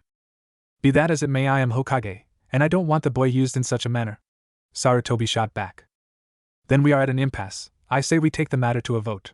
All in favor of adding the boy to the Clan Restoration Act," Danzo said as he raised his hand. He was followed by Sarutobi's old teammates. 3 of the 7 civilians voted in favor, and 2 of the shinobi clan heads voted for it. One was Hayashi, the other was Aburain Shibi. "All against adding him," Danzo sneered. Sarupo raised his hand and was followed by the remaining 4 civilians and the rest of the present clan heads. 9 votes against and 8 for. "It looks like he shall not be added to the act, Danzo." Sarutobi smiled while thanking Kami for his daughter Sarutobi Rika, OC. As Hokage, he could not act as the head of his clan for the fear that he would favor them and only them. It had been that way with his predecessors. But his daughter could. She was a kind young woman and the youngest of his children. She had always been close to Naruto and had hated how the village treated him, but as was the same with him, she could not openly act, else she lose favor amongst the rest of the village. But in a matter such as this she could act to prevent the boy further heartache. "You would deny this village the powers of his clan?" Danzo accused. Sarutobi merely smiled and shook his head. "You misunderstand, Danzo. I would welcome it if Naruto had a family of his own and provided us with many children. But it shall be by his choice. I shall force him into nothing," he said with a sense of finality. "Your attachment to it has clouded your judgment. Say what you will, but this matter is done. Now, are there any other matters that need to be discussed?" Sarutobi asked. As Sarutobi protected Naruto's future, the boy in question fought a battle that to Genin would be considered epic. For half an hour he and Sasuke had been locked in a heated match. It appeared that even the Sharingan had trouble predicting the movements of the Fukin. They couldn't read how his wings moved, and they could just barely predict how they would react. What made it worse for Sasuke was the constant drain they had on his reserves. While he needed it just to keep up with Naruto's movements, the boy in question was attacking from all angles. Worse still, it was only 5 minutes ago that the faintest outline of sweat had started to form on the blonde youth. Sasuke dove to the side to avoid an aerial roundhouse combo, as he had started calling them. He had dodged the opening punch aimed at his face, only to come face to face with yet another Naruto who gladly threw the same move. It was followed quickly by an uppercut to his sternum. Next came the dread knee to the chin. It was made even worse by the upward momentum Naruto gained from a flap of his wings. The force of the blows sent him airborne. Naruto quickly followed him up and delivered a sharp kick to his back, sending him up to meet the downward hammered blow from Naruto. Finally, another kick sent him upwards before being smacked downwards by a twirling Naruto's wing. It was the 4th time Naruto had used this particular combo, but the first time it had actually been used on him.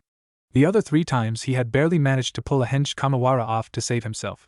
The first time was as he was about to be kicked into the air, the second was right before the kick hit him in the back. The last time was right before the hammer blow. Now, however, he experienced the full force of Naruto's aerial roundhouse combo. What made the pain even worse was the contact with the ground. Naruto landed right beside the crater as Sasuke slowly rose. Sasuke glared heatedly at Naruto's form, yet he could not help the slight smile tugging at his lips. Finally, he had found someone in this village of fools who could actually push him to the limits of his ability. He'd fight this foe until he could surpass them in strength, then he'd be just one step closer to him. You still alive, team? Naruto questioned as Sasuke slumped forward slightly. He grunted from the hole. Come on, surely you have more energy than that? Naruto said eagerly, as he bounced on the balls of his feet. You'd have to knock me out, Naruto, Sasuke said as he finally rose to his feet. But then the girls watching us would get mad, he said childishly. The four in the bushes were startled that he knew they were there.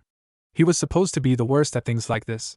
But seeing him give the Rookie of the Year a run for his money made Shikamaru think twice about status while in the academy. Who cares, this has been the best fight I've ever had. Better even than with Haku. Zabuza really wasn't kidding. You are every much a prodigy as I. Sasuke smiled as he prepared a jutsu. Katan, Gokakyu no Jutsu. The fireball rushed towards Naruto at high speed. As before, he jumped above it with a few flaps of his wings. Though this time he came up to see several kunai headed right for him. Moving quickly, he countered the throws with several shuriken before flying right at Sasuke. Sasuke in turn jumped directly at Naruto. There was a loud sound of flesh meeting flesh at high speeds before a loud crash sounded throughout the field. Sakura and Ino looked on in shock at what they were seeing. Shikamaru's left eyebrow rising was the only indication he gave that the outcome surprised him. Choji had stopped snacking on his chips to look on in surprise. While the battle before had at least been slightly matched, with Sasuke managing to dish out as much as he was served. For Naruto to win was still a shock. Naruto was flapping his wings to stay aloft. His right fist extended from the punch he had just thrown. Yet what was odd was the electrical sparks traveling around his fist and around his eyes. Sasuke was on the ground, leaning up against the base of a tree. Several feet above him was a small intent about his size filled with cracks. His left cheek looked slightly burnt, and his hair was standing in every which way. His arms and legs twitched every now and then in a distinctly involuntary manner.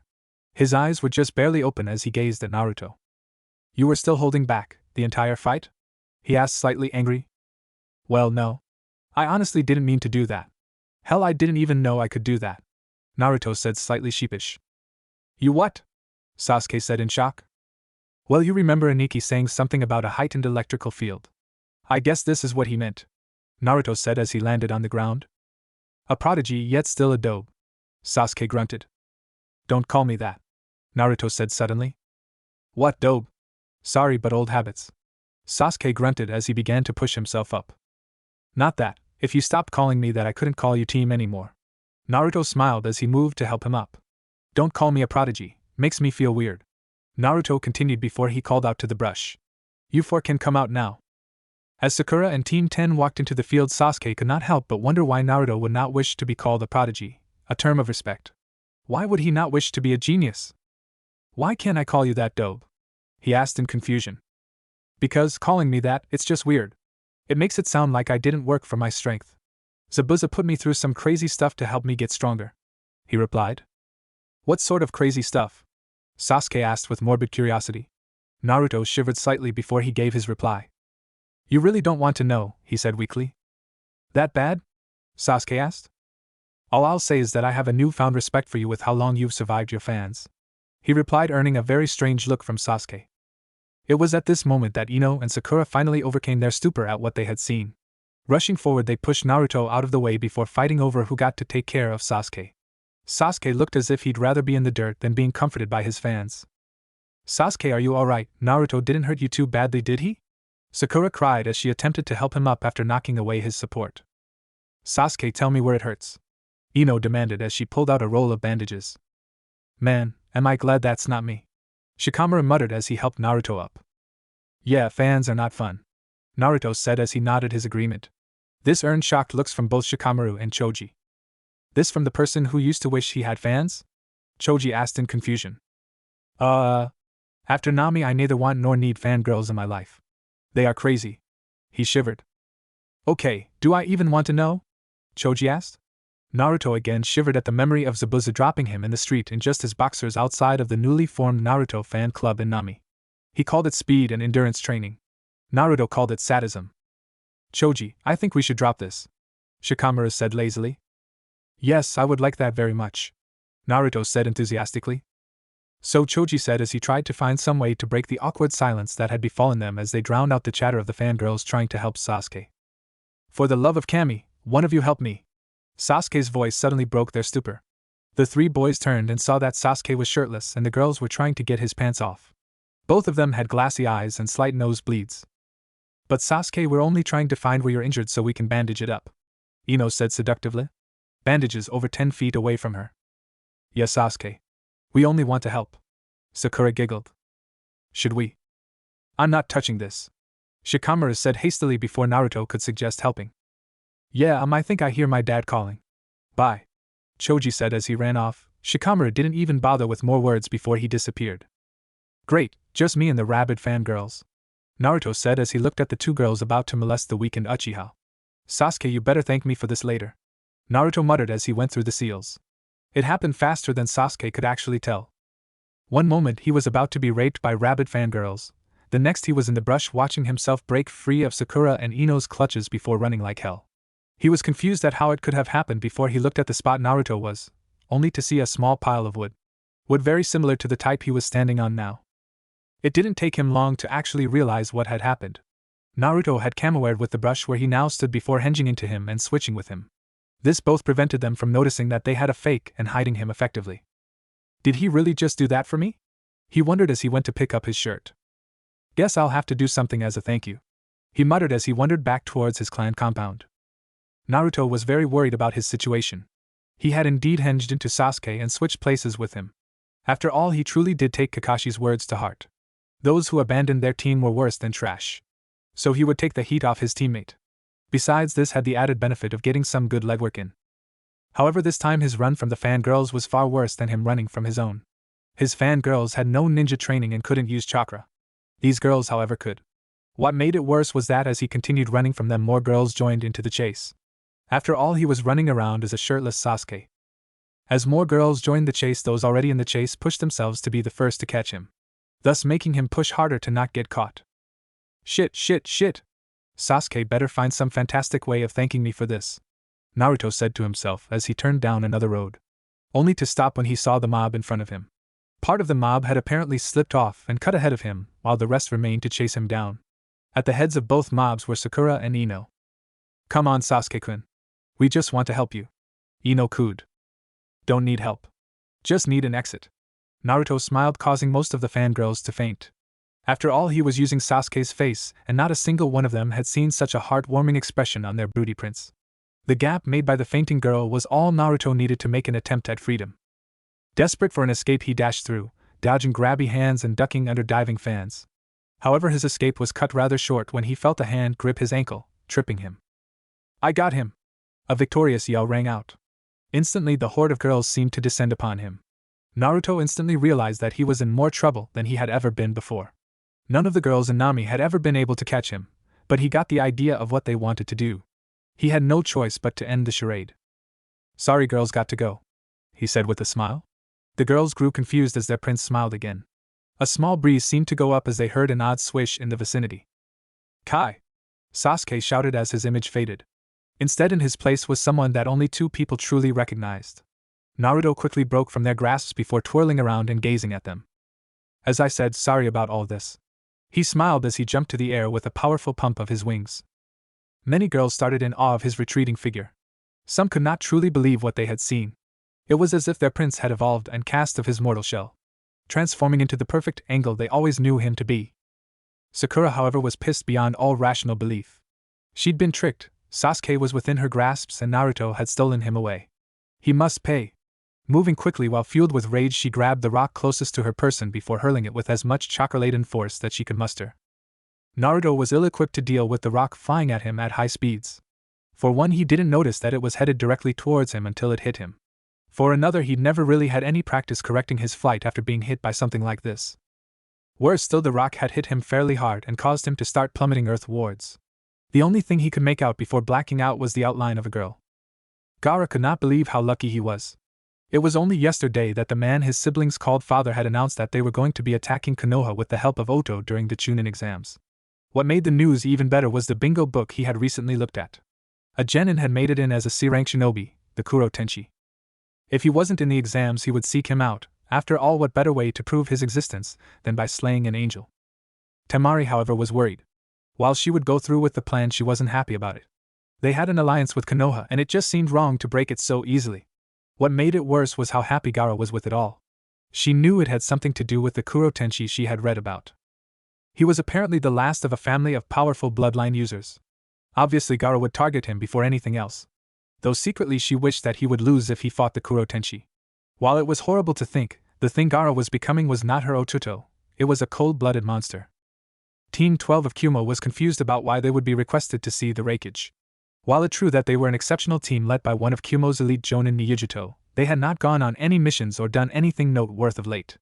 All they had done for the past 2 weeks was train for the upcoming Chunin exams. While it was true that it was over 3 months away, Yujuto was determined to make sure that they not only got to the final round, but that they walked all over everyone. Yujuto too was curious. She wondered what they had done to be called in by her adoptive brother. All she could think of was that he had found out about the time that she had shredded his limited edition volume of Ika Ika. She glanced back at her team, wondering why they were called just to hear him lecture her. First was a young girl with gray pupilless eyes and raven black hair done up in dreadlocks. Her skin was dark, and she wore a tan shirt with a lightning bolt trim pattern underneath a green sleeveless vest. Her pants were a standard shinobi black with a kunia pouch at her left. Her hitaite was worn around her forehead. Her name was Atsuten Kagome. Next was a young man dressed in a dark blue shirt that covered a mesh shirt underneath. His pants were blue with a streak of red on each leg. At his waist were a pair of ninjato. His hitaite was worn on his right bicep. His hair was a deep red and was cut short. His eyes were a deep blue color, and his skin tanned. His name was Tuken Yurifu. Finally there was a Kyum Yuri. A girl with green eyes and blonde hair much like her own. And much like Yujuto's own hair, it was long and braided. In fact, the girl had copied her entire outfit. If not for the fact that she was very timid, Yujuto would have expected her to act almost exactly like herself. Once Yujuto and her team had entered A's office, Yujuto went straight to business. Baka, what the hell's the idea of calling us away from training? Do you want us to trounce the Konoha teams or not? She asked disrespectfully. Yugi-chan? A said with confusion and crocodile tears. Sensei, let him say something before belittling him. Kagome scolded. Thank you, Kagome. Now on to why I called you here. I have a mission for you. No. Yujuto said quickly. But you said you wanted my team to be the best, so I'm making them the best. Missions can wait until they're all Chunin, Yujuto said. I see where the misunderstanding is. The mission is actually taking place in Konoha during the exams. I thought you said we'd stop trying to steal Hyuga after you took over as Reikage? Aren't the results of Kagome's clan good enough? Yujuto asked incredulously. I am indeed happy with the Atsuten Pressure Point clan. It is truly marvelous what a good Fuinjutsu user can do. The Hyuga were arrogant, the caged bird seal of theirs is not as all-powerful as they'd like to think. But no, you do not go there for a Hyuga. You go there for him. A answered as he pushed a picture towards the team. It was a picture of a boy with eyes darker than the depths of the sea and hair kissed by the sun. Yet stranger still were the ebon-touched wings on his back. His name is Uzumaki Naruto, nicknamed the Kuro Tenshi. He is the last of his family, and I want you four to try and convince him to defect to our village. A explained. And you think he'd actually do that? Urifa asked. There is a high chance that he might. You see, his wings are an indication of his past. For them to be as they are means that life has not been kind to him. You should approach him and try to make it seem that we offer a better life for him than his own village. A elaborated. And if we can't do that? Kagome asked. While I hate to suggest it, try seduction as well. If that too fails, then you may have no choice but to make him come with you. A answered solemnly. Do you accept the mission? I guess so. I mean, how hard can it be to convince one kid to leave a place that treats him like dirt? Yujuto asked with a smile, not knowing how much she would regret asking. Chapter 4, The Raven, the Hound, and the Angel, Part 1. In Izuka, Hana had finally returned home from what could be considered a complete snafu of a mission. It was supposed to be a simple bandit cleansing. They had no idea that there was a group of trained samurai leading the bandits. It made sense really now that she thought about it. How else could they have been so effective if not for the samurai that led them? They had been too well organized to be just common bandits, not to mention too strong. Instead of being a simple task of killing a few and rounding up the rest, it had turned into an all-out bloodbath. 3 Chunin and a Jonin had died in the conflict. For in Inuzuka this was considered one of the greatest tragedies that could occur, losing part of the pack during combat. Even worse still was that Hana had nearly died herself while fighting the lead samurai. The battle had not been a good one. Her own blade had been completely destroyed by the enemy's blade with just one well-placed swing. If not for the fact that she was a woman and that she had the Inuzuka abilities to fall back on, then she might very likely have died. As it was, the lead samurai had taken his eyes off of her after sundering her blade, leaving him open for the killing blow. Though despite the loss of her sword, Hana was in an almost pleasant mood. She had managed to find several interesting scrolls in the leader's tent, as well as claimed the sword the bandit leader had been using at the time. As Hana had been the one who had killed him, she was perfectly allowed to loot his corpse and belongings. There were 4 scrolls in total, 2 of which bore the symbol for fire, and the other 2 bore the symbol for lightning. Having glossed over them upon finding them, Hana was pleased to note that they were scrolls detailing basic ken and taijutsu styles. They also appeared to hold several other scrolls inside of them, making them all the more valuable. The sword she had gained also sparked more than idle fascination. The blade was a dark crimson hue, almost like blood. It was made even more beautiful by the flame-like pattern that ran along the metal of the blade. Add to that the lightning patterns on the hilt, and you had one eloquent blade. One that more than made up for the one Hana had lost in the fight. Shaking herself from admiring the blade, Hana turned to the 4 scrolls she had pilfered from the leader's tent. The scrolls themselves were not in what could be considered good shape. Each looked to be old, yet as well looked after as they could be. In fascination, she opened one of the scroll, hoping it contained the forms for whatever style the samurai had used to combat her party. However, the information was not what she had expected. The first scroll she looked at certainly did contain information on a fighting style, as well as several jutsus that worked well in conjunction with the style. The problem, however, was that the style and the jutsus were completely specialized. Specialized to the point that they were almost like the techniques of her own clan, damn near useless to anyone else. God damn it all to hell! Hana seethed as she threw the scroll onto the ground in frustration.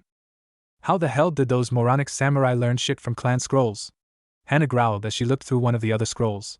Sure enough, it too was specialized to something only someone with a particular bloodline could actually use effectively. Worse still, it seemed that the samurai's entire fighting style was a bastardized version of the scroll's fighting style, and she lacked the go-between to turn the things from the scrolls into something she could actually use. Shit, all that excitement for nothing. At least I got this sword. Hana sighed as she flopped onto her back in the small clearing behind the main house, holding the sword above her head and admiring it in the fading light of day to calm her anger. It was at that moment that she noticed what looked to be a person flying over the Inuzuka compound. What was stranger still was that the flying figure was suddenly struck in the head and had started to plummet downward, directly towards her. It took all of 20 seconds for the information that what she was seeing could not possibly be a genjutsu. After that, she quickly scrambled away from the coming impact zone of the mysterious figure.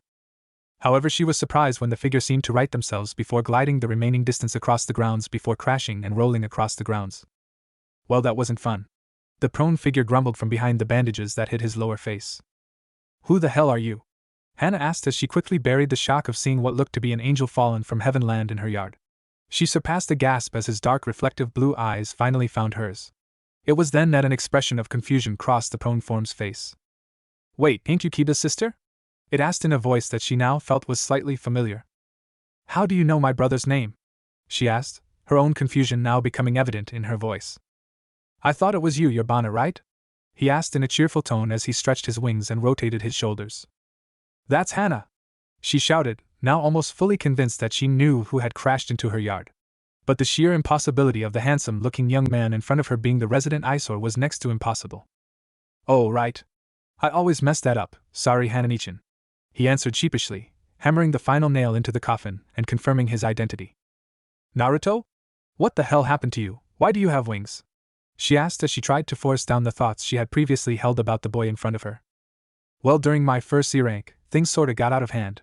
Turns out my mom was from Kiri and she had a bloodline. He said with what looked to be a childish version of his sensei's eye smile.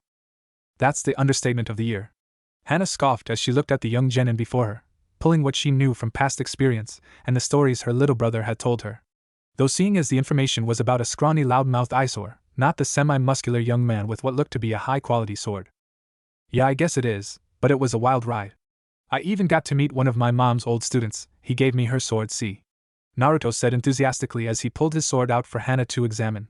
She was utterly floored when she noticed the similarities between it and her new Chikuto. That blade was your mom's? She asked in shock. Yup, apparently all Uzumaki have blades like this, or they did, Naruto said before looking slightly downcast. It was this that brought Hana to a slight conundrum. According to the Naruto, swords of the make like her new blade were meant for his family, and judging by his strange new appearance he probably had the bloodline needed for him to use the abilities mentioned in her scrolls.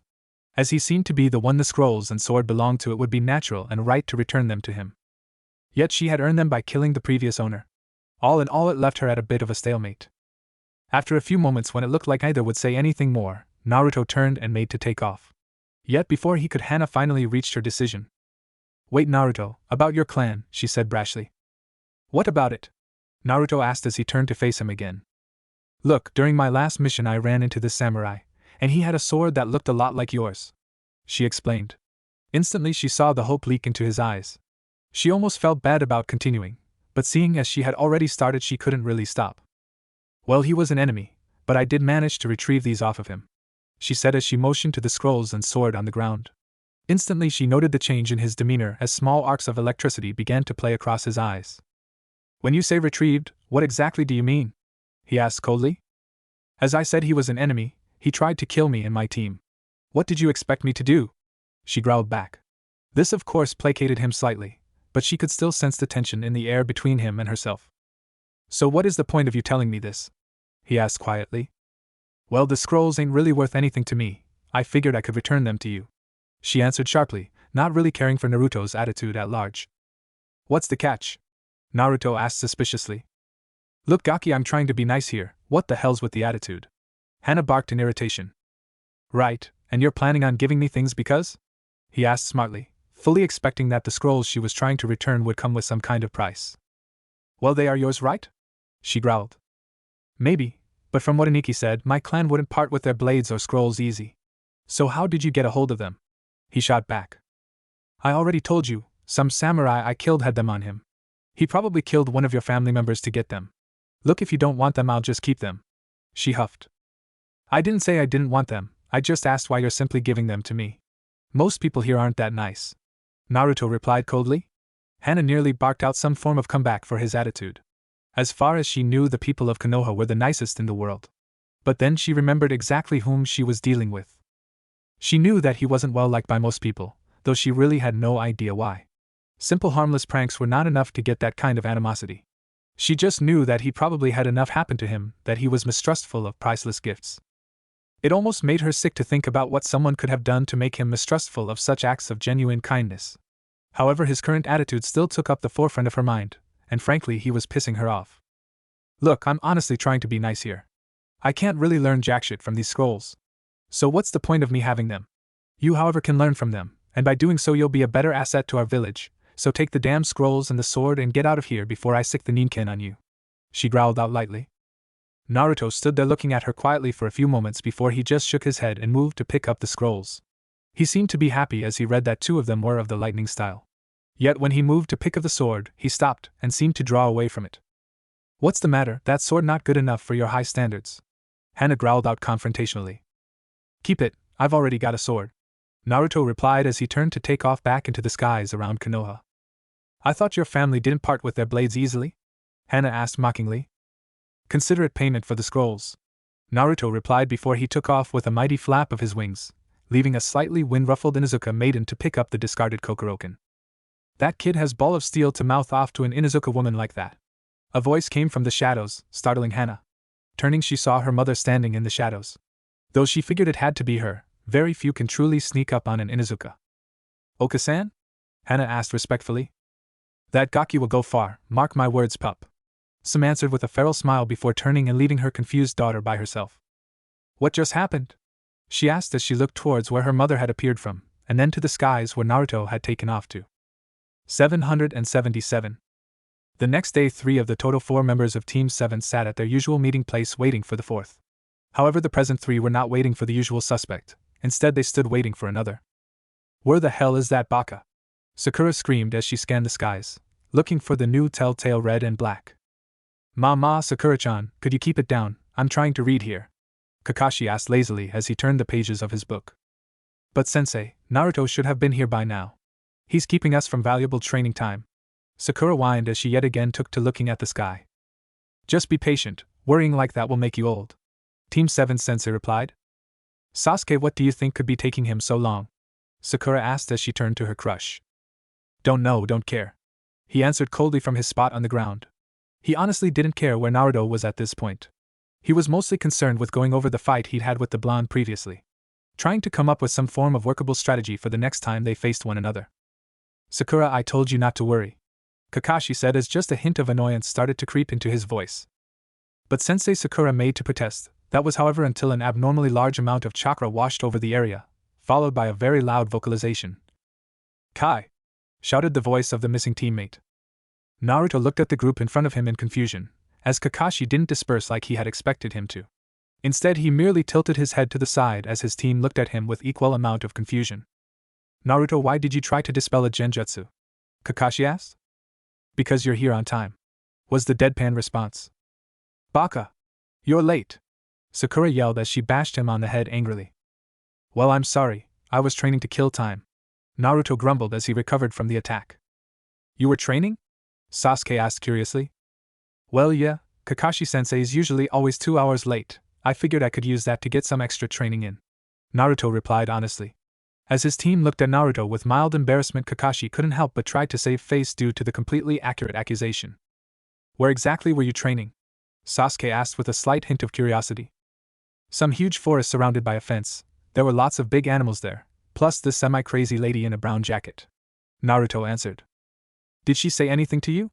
Kakashi asked with more interest than usual. She gave me this note, and told me to come back to play with her in 3 years, Naruto answered as he handed the note to Kakashi. Unfolding it, he found that it read simply. This gaki is now property of the snake mistress Enko. Be that as it may, Naruto, please try to be here at the time specified, Kakashi ordered, slightly worried that Enko had taken such an interest in his student. Bad enough that he was being influenced by a single week with Zabuza. Who knows what Enko could do to his mind? Okay, but only if you take your own advice, Naruto replied happily, completely unaware of his sensei's worry. Can we just get to why Kakashi is here early? Sakura asked as she saw her sensei about to respond in some way that would only draw the conversation out longer than necessary. Thank you, Sakura. As you 3 all know, Nami was a disaster. Though it has opened my eyes to several things, most of all the fact that I have been overly lax when it comes to training you. I plan to remedy that, Kakashi explained. How? Sasuke asked with a cold mask to hide his excitement. First order of business is that all of you shall undergo intense physical training and chakra exercises for no less than 6 hours a day, probably more in Naruto's case. Followed by an hour of sparring, both 1-on-1 against each other, and 3-on-1 against myself. Following this, I shall teach each of you a jutsu that suits your elemental type and current level of chakra. If you master it to a certain point, then I shall teach you a new jutsu. You shall have an hour to train that jutsu while I am here. After that, I expect you to work on mastering it on your own time. After said hour on the jutsu, we might have a mission. But most likely we will not, since I plan on working you 3 into the ground. Am I understood? Kakashi asked seriously, leaving no room for disagreement. His question was answered by 3 heads nodding, 1 hesitant, 1 uncaring, and 1 overly enthusiastic. Very well then, let the training commence. The next 6 hours would be considered near torturous to both Sasuke and Sakura, though Naruto took everything in stride and with enthusiasm. In those 6 hours, Kakashi made sure to throw them through a meat grinder, all in the name of toughening them up. Though Sakura couldn't see how making them run from him as he threw real kunai at them could possibly be considered training. Add to that occasional nest filled with angry bees and the other random predators he somehow steered into their path, not to mention the angry squirrels, who knew the little things could be so viscous. All of it made for a very exhausting run. And that was only the first hour. Obscure chakra building exercises, both for control as well as increasing the size, were used. And then there was him having her do the strange sit-up over the pile of burning wood. All in all, by the end of the 6 hours, Sakura was no longer sure that Kakashi was trying to make them stronger. She obviously thought he was trying to kill them. The next hour was thankfully much more relaxing to her than anything else, since she was the most out of shape and exhausted after the training. Thus she was not chosen to spar first. Instead, she got to watch yet another sparring match between Naruto and Sasuke, though it was not nearly as heated as the one she had watched previously. However, she was unable to avoid the next match that pitted her against a tired, yet somehow still energized Naruto. After that, the hour spent learning jutsu was the nicest she had ever had. Okay team, that about wraps it up for today, Kakashi finally said as Team 7 sat around him in various states of exhaustion. Thank Kami, Sakura gasped. It wasn't that bad, was it? Naruto asked as he looked at both his teammates, only to receive glares from the both of them. Naruto-kun, not everyone has your stamina. Be a little more mindful of your teammates' limits. You may have to make a decision one day about who takes what role in a mission. That decision will have to be made on what they can and cannot do. Understood? Kakashi chided. Hi, sensei. Naruto replied solemnly. Good, now then how about some food? Kakashi asked his team. I'd like that, sensei. Sakura replied. Sasuke grunted in what could be taken as an affirmation.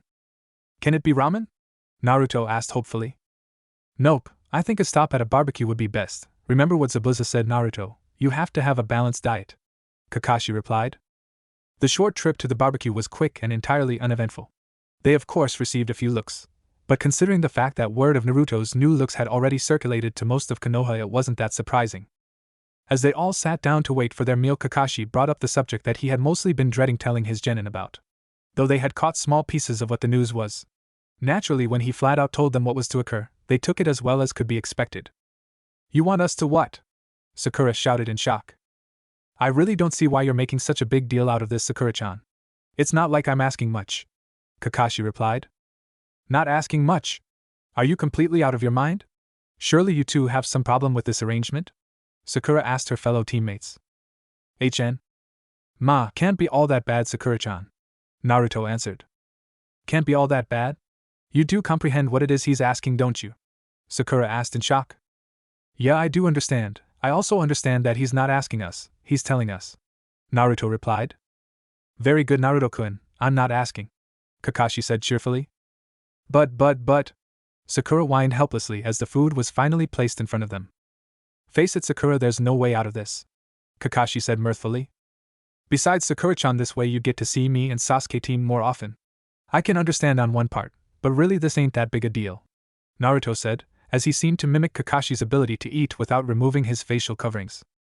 But I wanted this to be my choice, not something forced on me. Sakura argued. Come on, I really don't see why you're arguing, I thought you'd jump at this. After all, you three will be sharing. Kakashi added. Sharing? But I don't want to share with him. Sakura cried out as she pointed at Naruto. Okay, on that I have to agree with her. I don't want to share with the team. Naruto added. I don't want to share with either of you. Sasuke added his 2 cents. Again, I'm not asking. I'm telling you.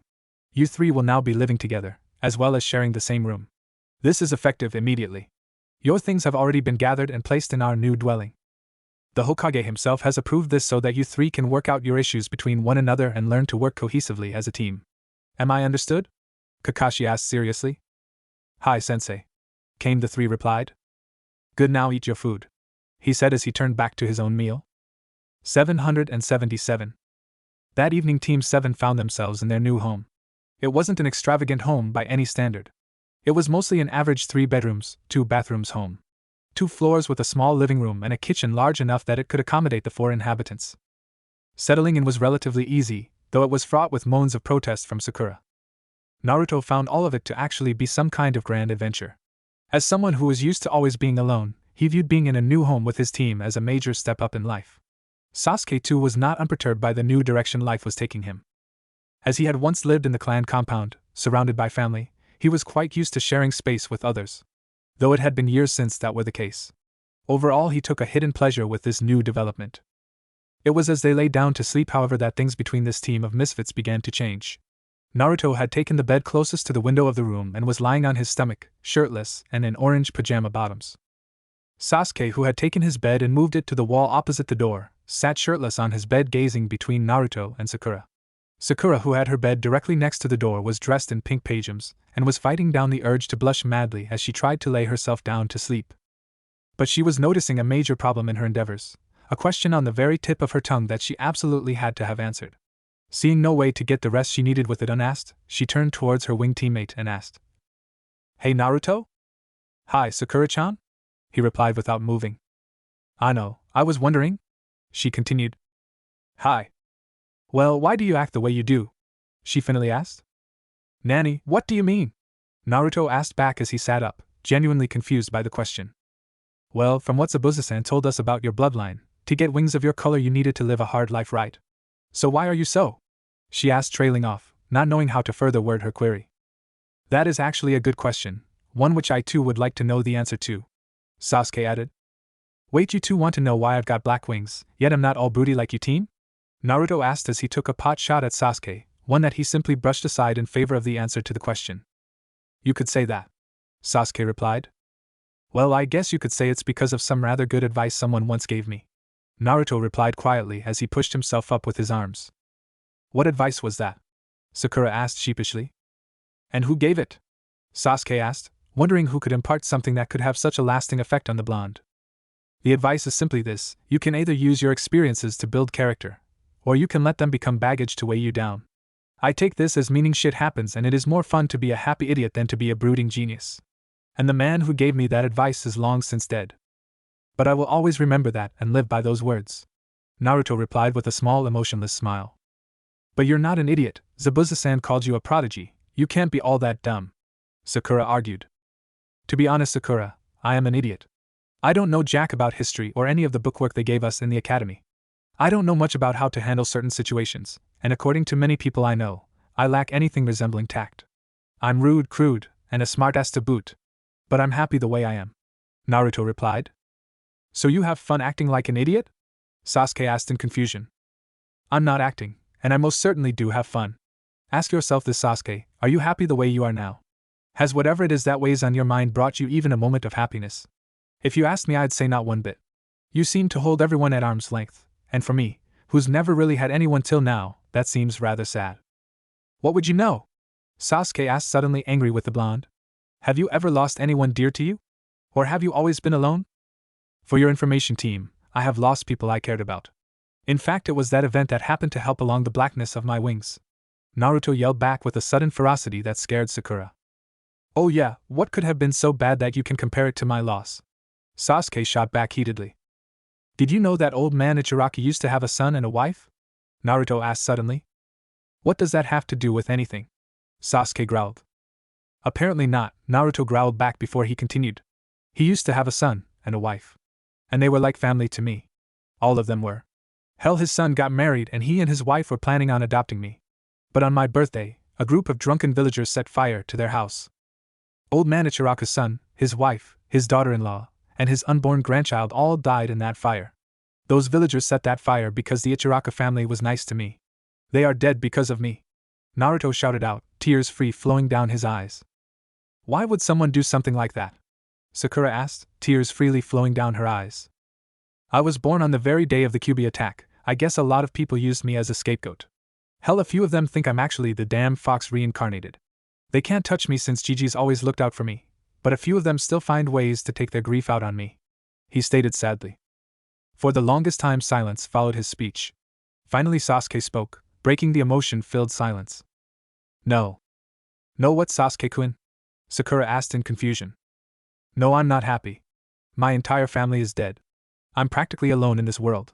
The only other Uchiha out there is my father, and he's the one. Sasuke trailed off, not feeling entirely comfortable revealing all the aspects of his past.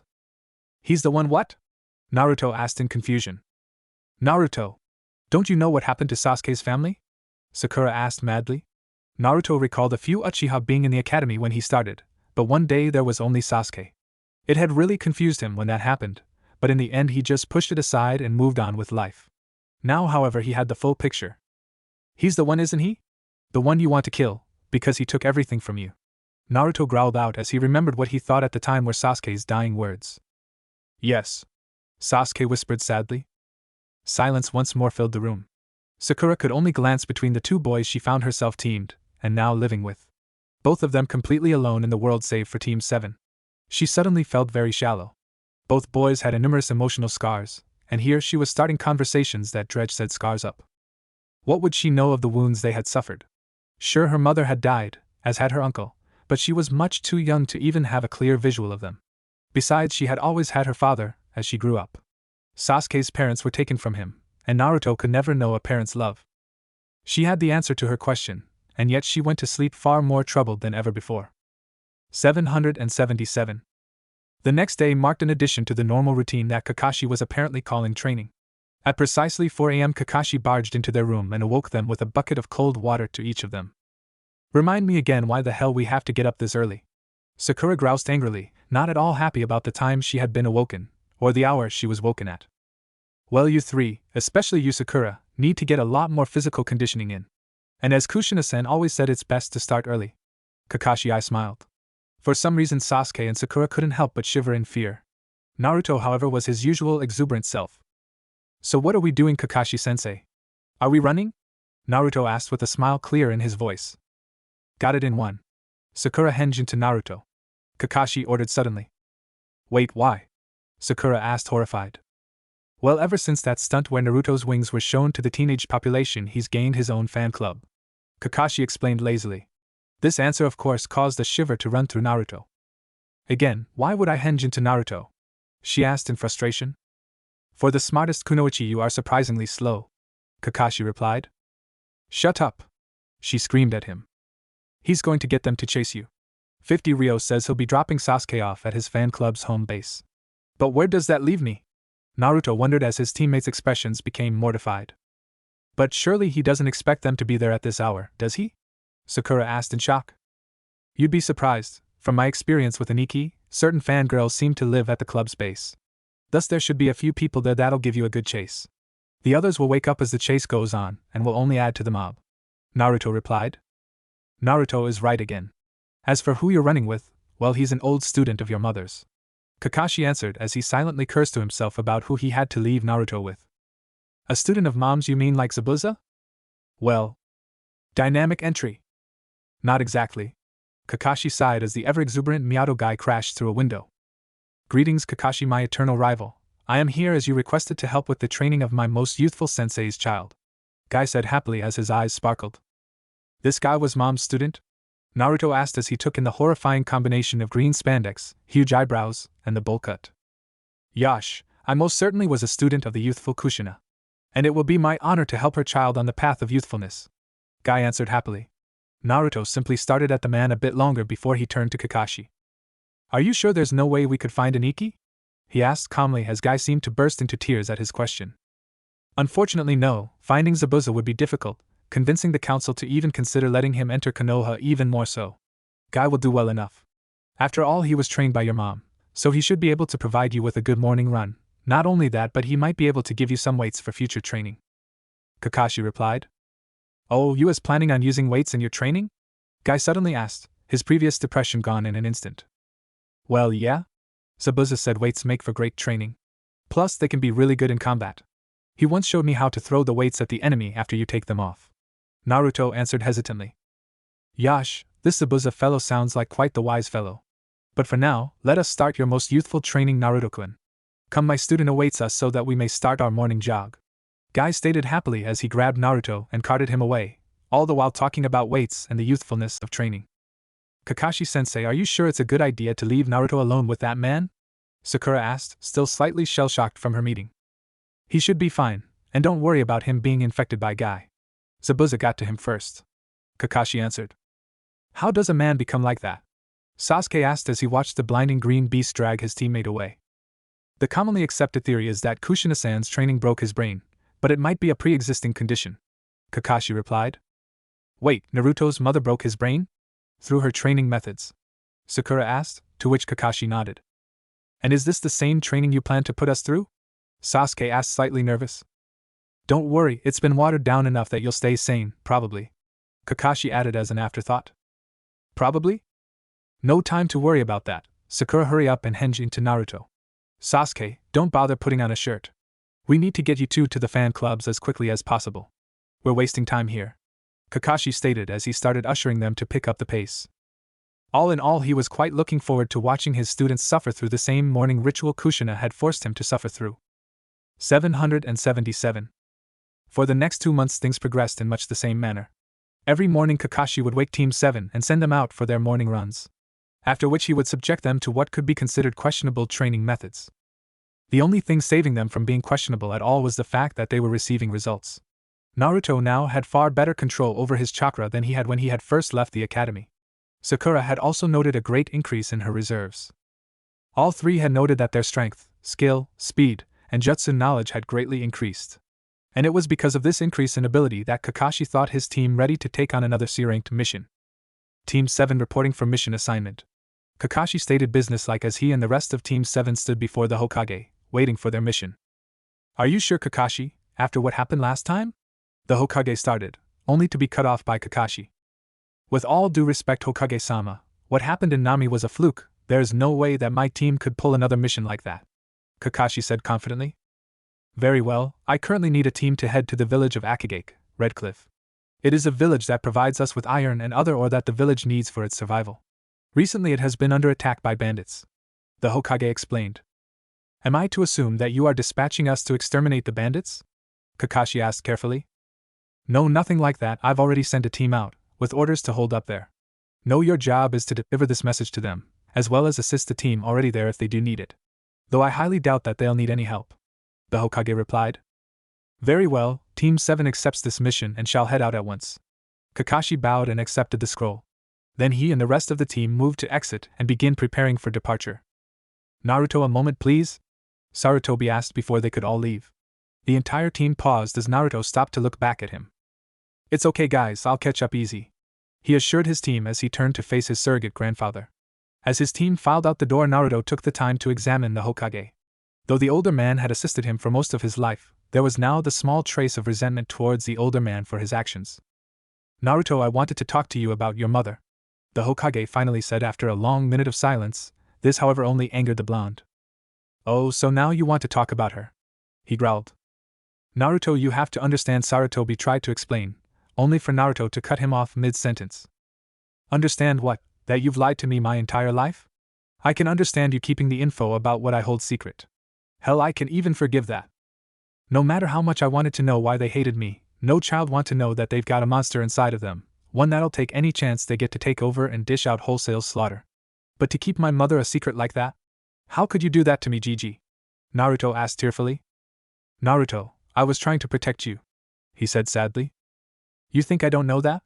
But how is flat out lying to me all the times I asked you helping me? I know I'm not the best at keeping secrets, but you could have told me something. You could have told me that they were shinobi. Kakashi did at least that. Sure, he didn't tell me Toussaint's name, but at least I know he existed and that he cared for me. And I also know why you didn't tell me. I'd have been a target. But you still could have told me something. Naruto growled out through his tears. I am truly sorry, Naruto. I have no real excuse for keeping them a secret for as long as I have. But I am afraid that I must still keep your father's name a secret for now, Sarutobi said sadly as he gazed at the boy he could only wish to share blood with. That's fine, Hokage-sama, you do that.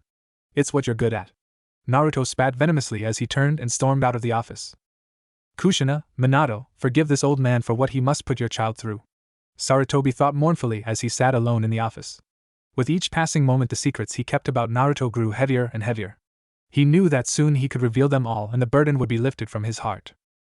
But until that day he would keep those secrets. Until Naruto was able to handle them he would make sure that they stayed hidden away. But would the blonde ever forgive him when the secrets came to light, or would he lose even more of the young boy's trust? 777. What did the Hokage want to talk about? Sakura asked her teammate as he flew in through the second-floor window. My parents. The Naruto replied simply before moving to collect the required things for the mission. Did you learn anything new about them? Sasuke asked. Not a damn thing. He still wants to keep everything about them wrapped up in his bundle of lies and subterfuge. I could have family out there still alive and willing to care about me. For all I know, Ino could be my cousin. Naruto replied angrily. You related to Ino Pig, what makes you say that? Sakura asked with a laugh. You know any other ninja family of blue-eyed blondes in Konoha? Sasuke asked. Look, let's just move on from this. I'd rather just get to the mission, do it, get paid, then move on with life. Naruto replied. Gomen, Naruto. I'm just trying to be helpful. Sakura replied sheepishly. Sak. Not mad at you. Now who wants to bet on if this'll be a snafu mission? Naruto asked suddenly cheerful again. The others could only stare at him as he finished packing. You actually want to take bets on if the mission will go bad? Sakura asked in confusion. Naruto only nodded with an eye smile. Why? Sasuke asked. 'Cause if no one bets then I'll have made the silent bet of 100 ryo with nobody. Naruto answered as if it was the simplest thing in the world. Which did you bet on, snafu or safe mission? Sakura asked. Snafu.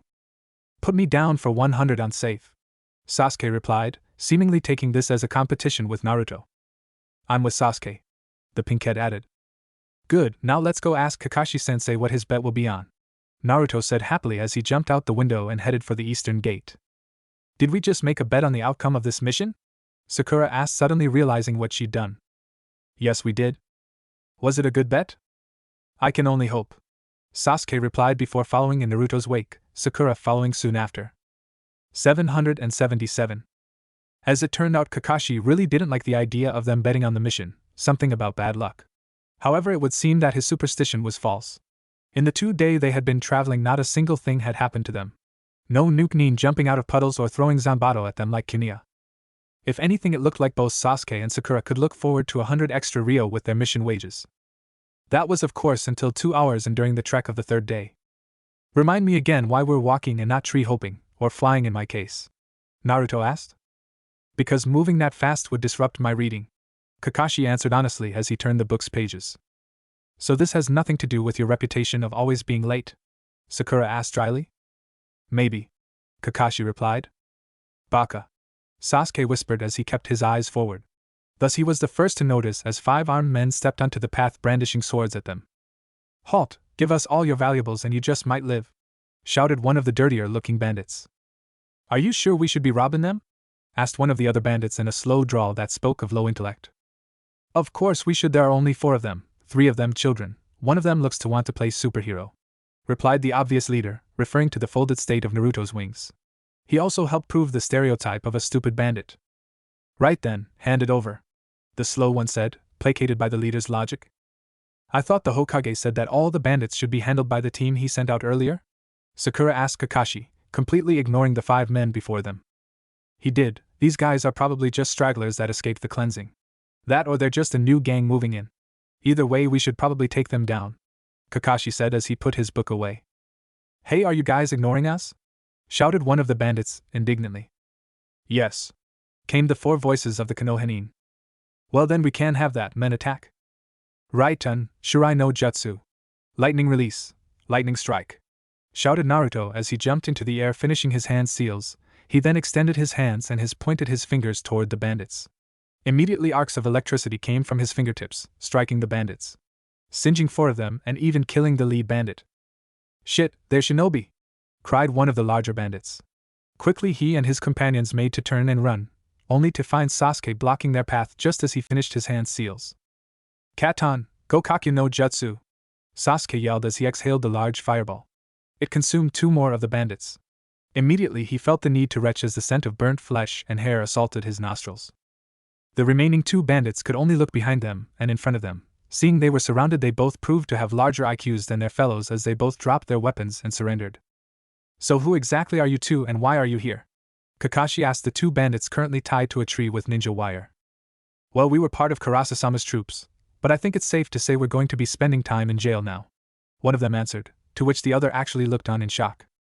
Ichi, you would actually betray Karasasama? He asked in shock and rage. Why not? Isn't like we have much choice. I'd rather live longer in a jail cell than die by their hands right now, the newly identified Ichi replied. We swore an oath to him, that's why, the other man stated angrily. So it seems like you serve someone. Tell me, why has your lord sent you here? Kakashi continued questioning. We were supposed to make sure no one actually made it to Akagake. After that team of shinobi showed up, Karasasama wanted to make sure that they didn't receive any more backup, Ichi replied. The news, however, had a much larger effect on his captors than he expected, however. You are part of the band that's been attacking Akagake? Kakashi asked in shock. Surely things couldn't end like his last C rank. Yup, the man replied. How many of you are there? Kakashi asked, suddenly much more serious than he was previously. No idea, I don't know how to count beyond 10, replied the bandit honestly. So good thing too, otherwise you'd give up all of Karasasama's information, wouldn't you? Accused the other bandit. Hey, I plan on living alright, Machi, Ichi growled. How about you, do you know how many other bandits are in your gang? Kakashi demanded of the other bandit. Even if I knew, I wouldn't tell you shit, he replied angrily. Not helpful. Kakashi sighed before turning to the other bandit. Do you know the status of the other team of Konoha? There's only 2 of them left, plus 3 huge dogs one of them has with her, he answered. Wait, there was 3? Naruto suddenly asked. Yup, 3 dogs with 1 feral-looking girl. The man nodded. Shit, that's Hana. Naruto swore angrily. You mean Inuzuka Hana? Kiba's older sister? Sakura asked in horror. Yeah, Naruto answered before turning his gaze at the bound highwayman. Anything else you think we should know? Kakashi asked finally after Naruto had thoroughly intimidated them. Well, about Karasu, Ichi said hesitantly. What about him? Well, he's kind of like the blonde over there, not exactly, the bandit replied. What do you mean he's like me? Naruto asked darkly. Well, he's got wings kind of like yours, but smaller. Is his family name Uzumaki? Naruto asked, hope leaking ever so slightly into his voice. No, I don't think he has a family name. What I do know is what he told us about himself. Apparently he's a Hanyu. The bandit answered. Wait, you mean an actual Hanyu? Sakura asked in shock.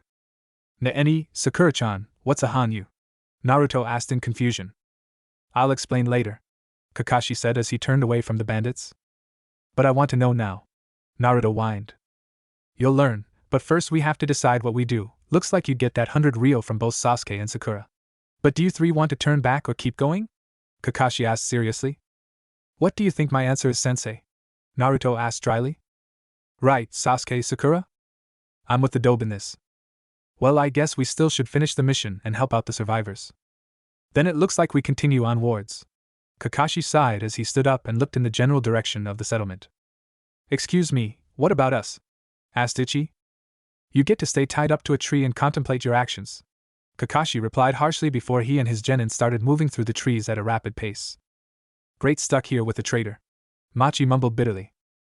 Oh, shut up. What if Naruto Angel Bloodline Council bashing harem? Thanks for watching my video till the end. If you enjoyed this content, then do consider subscribing to my channel, and leave a like if you guys need the next part. Comment down, and thanks for watching the video, and see you guys in the next video.